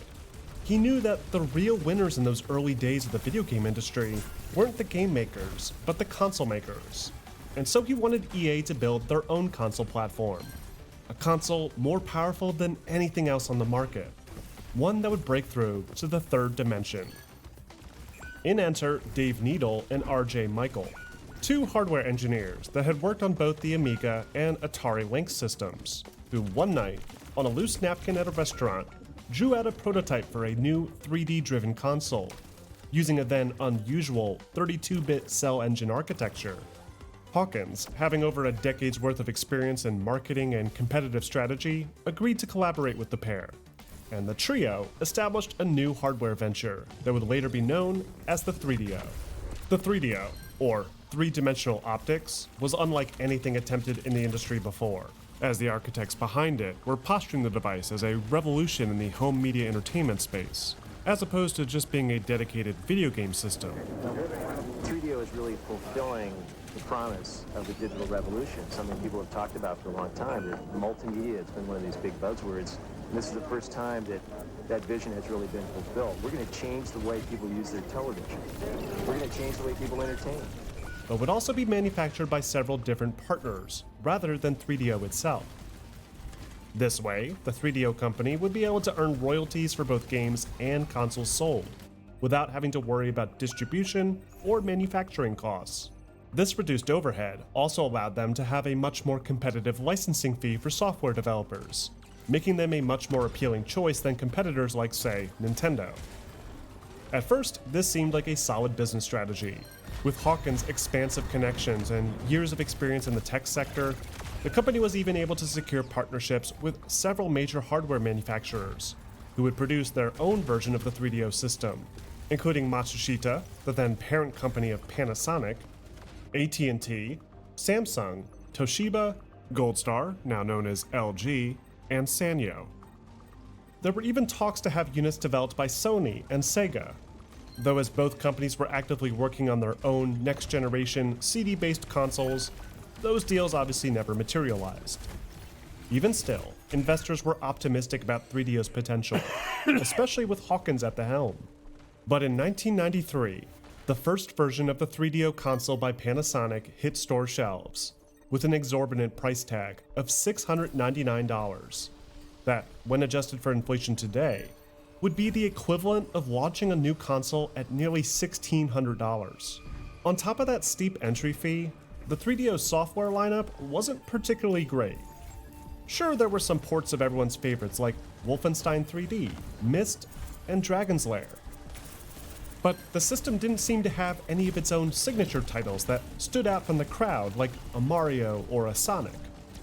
There were certainly attempts, most notably Crystal Dynamics' wisecracking gecko Gex, and the original Need for Speed. But the real nail in the coffin came a few years later, when Sony entered the console gaming space with its revolutionary PlayStation.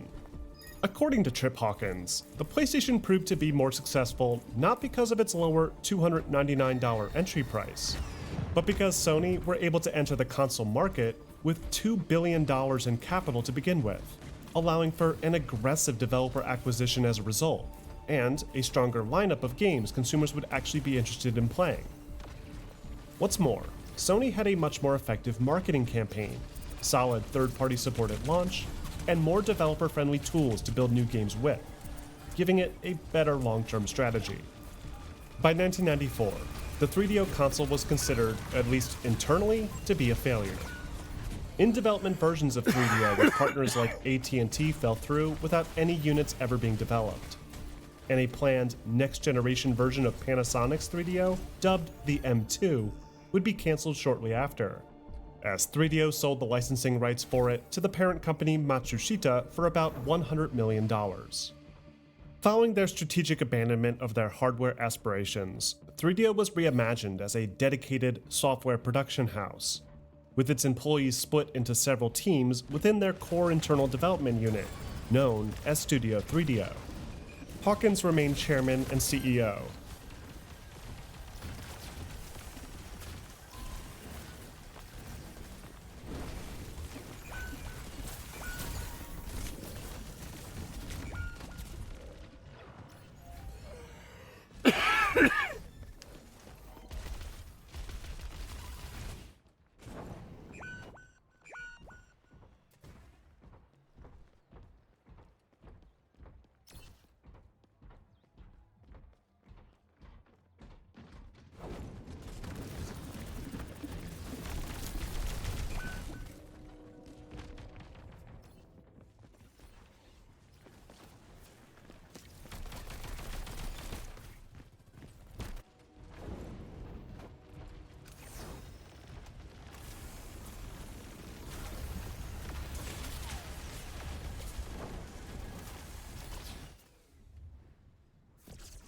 You went on point, you ran. Normally you get on point, you fucking idiot.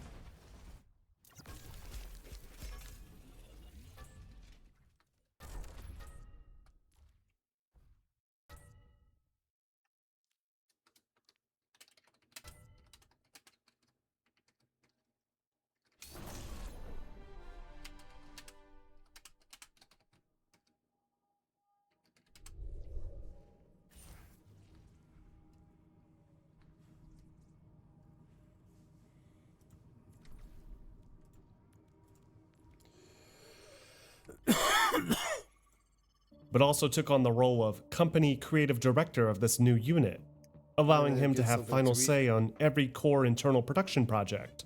He then purchased a few key game development studios, including New World Computing, creators of the Heroes of Might and Magic series, Cyclone Studios, that had worked on 3DO games like Captain Quasar and Battlesport, and Archetype Interactive, creators of Meridian 59, the very first 3D MMORPG. With those acquisitions finalized, 3DO secured a solid footing as a key publishing house in the mid-1990s, with an array of teams all working on different projects that would maximize their potential market reach. But more importantly, this restructure helped set the stage for a key property to emerge, one that would soon change the face of 3DO forever.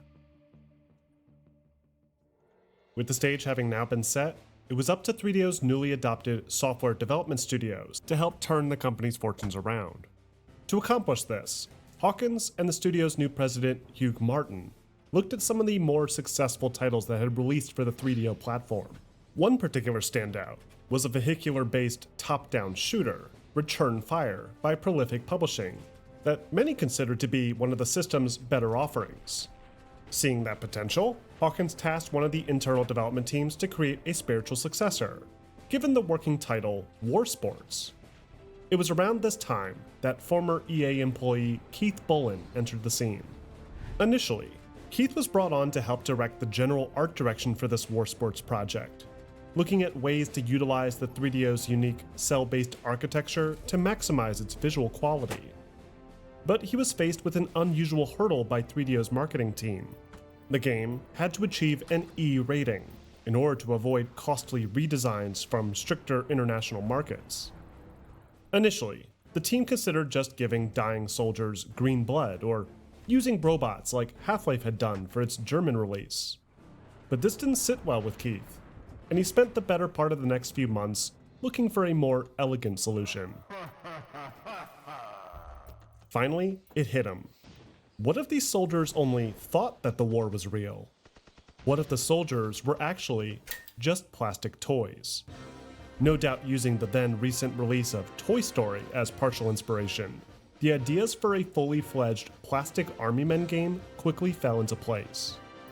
Each classic posed green soldier could represent a different weapon or a different role in the action. Vehicles like tanks, jeeps, and aircraft could be seamlessly integrated as well.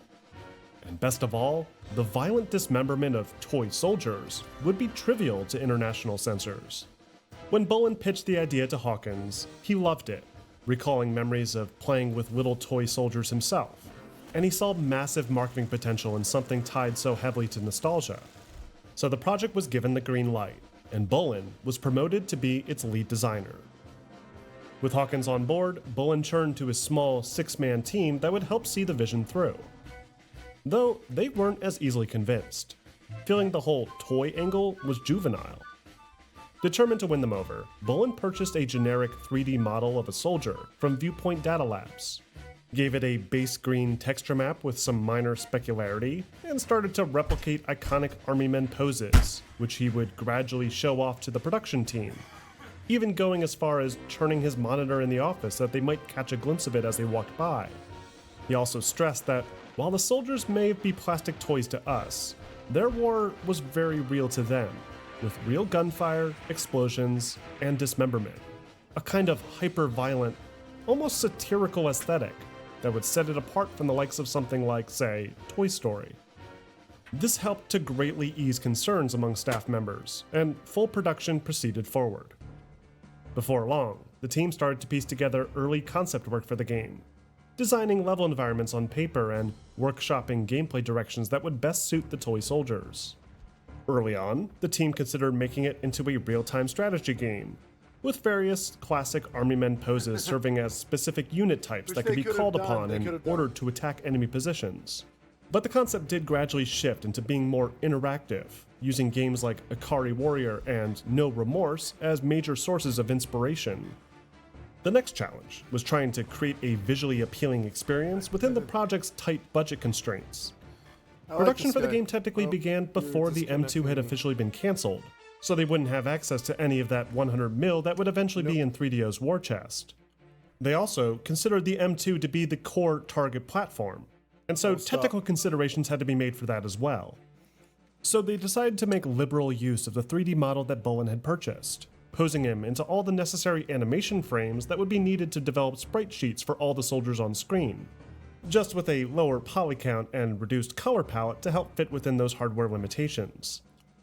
Once the omnidirectional animations had been finalized, the art team then hand-painted a series of digital terrain tiles in 3D Studio Max that could later be stitched together at a 45-degree fixed isometric view angle using a proprietary editing tool. Once the baseline maps were assembled, they were populated with static sprites to represent things like buildings, rocks, trees, and fortifications, along with a set of different damage states for each of them to simulate destruction. In fact, to better understand how their plastic soldiers would look when blown apart, the team even strapped some light explosives to real plastic army men in the parking lot. They then recorded the results and used it as the basis for the over-the-top violence and satirical tone featured throughout the game itself. While all the gameplay assets were being created, the marketing team utilized that same 3D model extensively to create promotional images and renders for the final box art, with the shiny plastic being featured as prominently as possible over the backdrop of intense, gritty war scenarios, and then coupled that with the iconic slogan, "Real Combat, Plastic Men." Then, after nearly 2 years of development, 20 developers, and roughly $1.5 million in development and marketing cost, 3DO released their first of many Army Men games, exclusively for the PC in April of 1998. The original Army Men takes place in a fictionalized world that mirrors our own, with deserts, forests, oceans, and the constant threat of war lingering in the air. The narrative kicks off with a parody of classic World War II newsreels that establishes the overarching conflict: the evil Tan Republic, led by a yet-to-be-named tyrannical Tan commander, has initiated a multi-directional attack on the Green Nation, with the aim of complete world domination. There's an ad. So it fucked me up. It's like, here's an ad. You don't want ads. I don't want ads, no. So reload. But you also threw a stick in my spokes, and I don't like that. But you're developers, that's what I expect from you.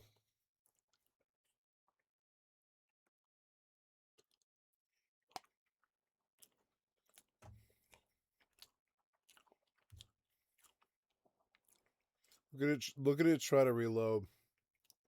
It's so bad.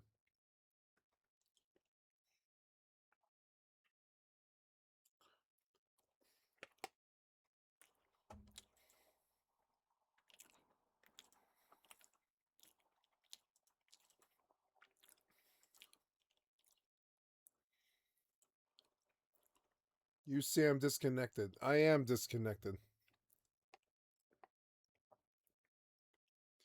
Which is insane. It's 2 in the morning. I'm disconnected.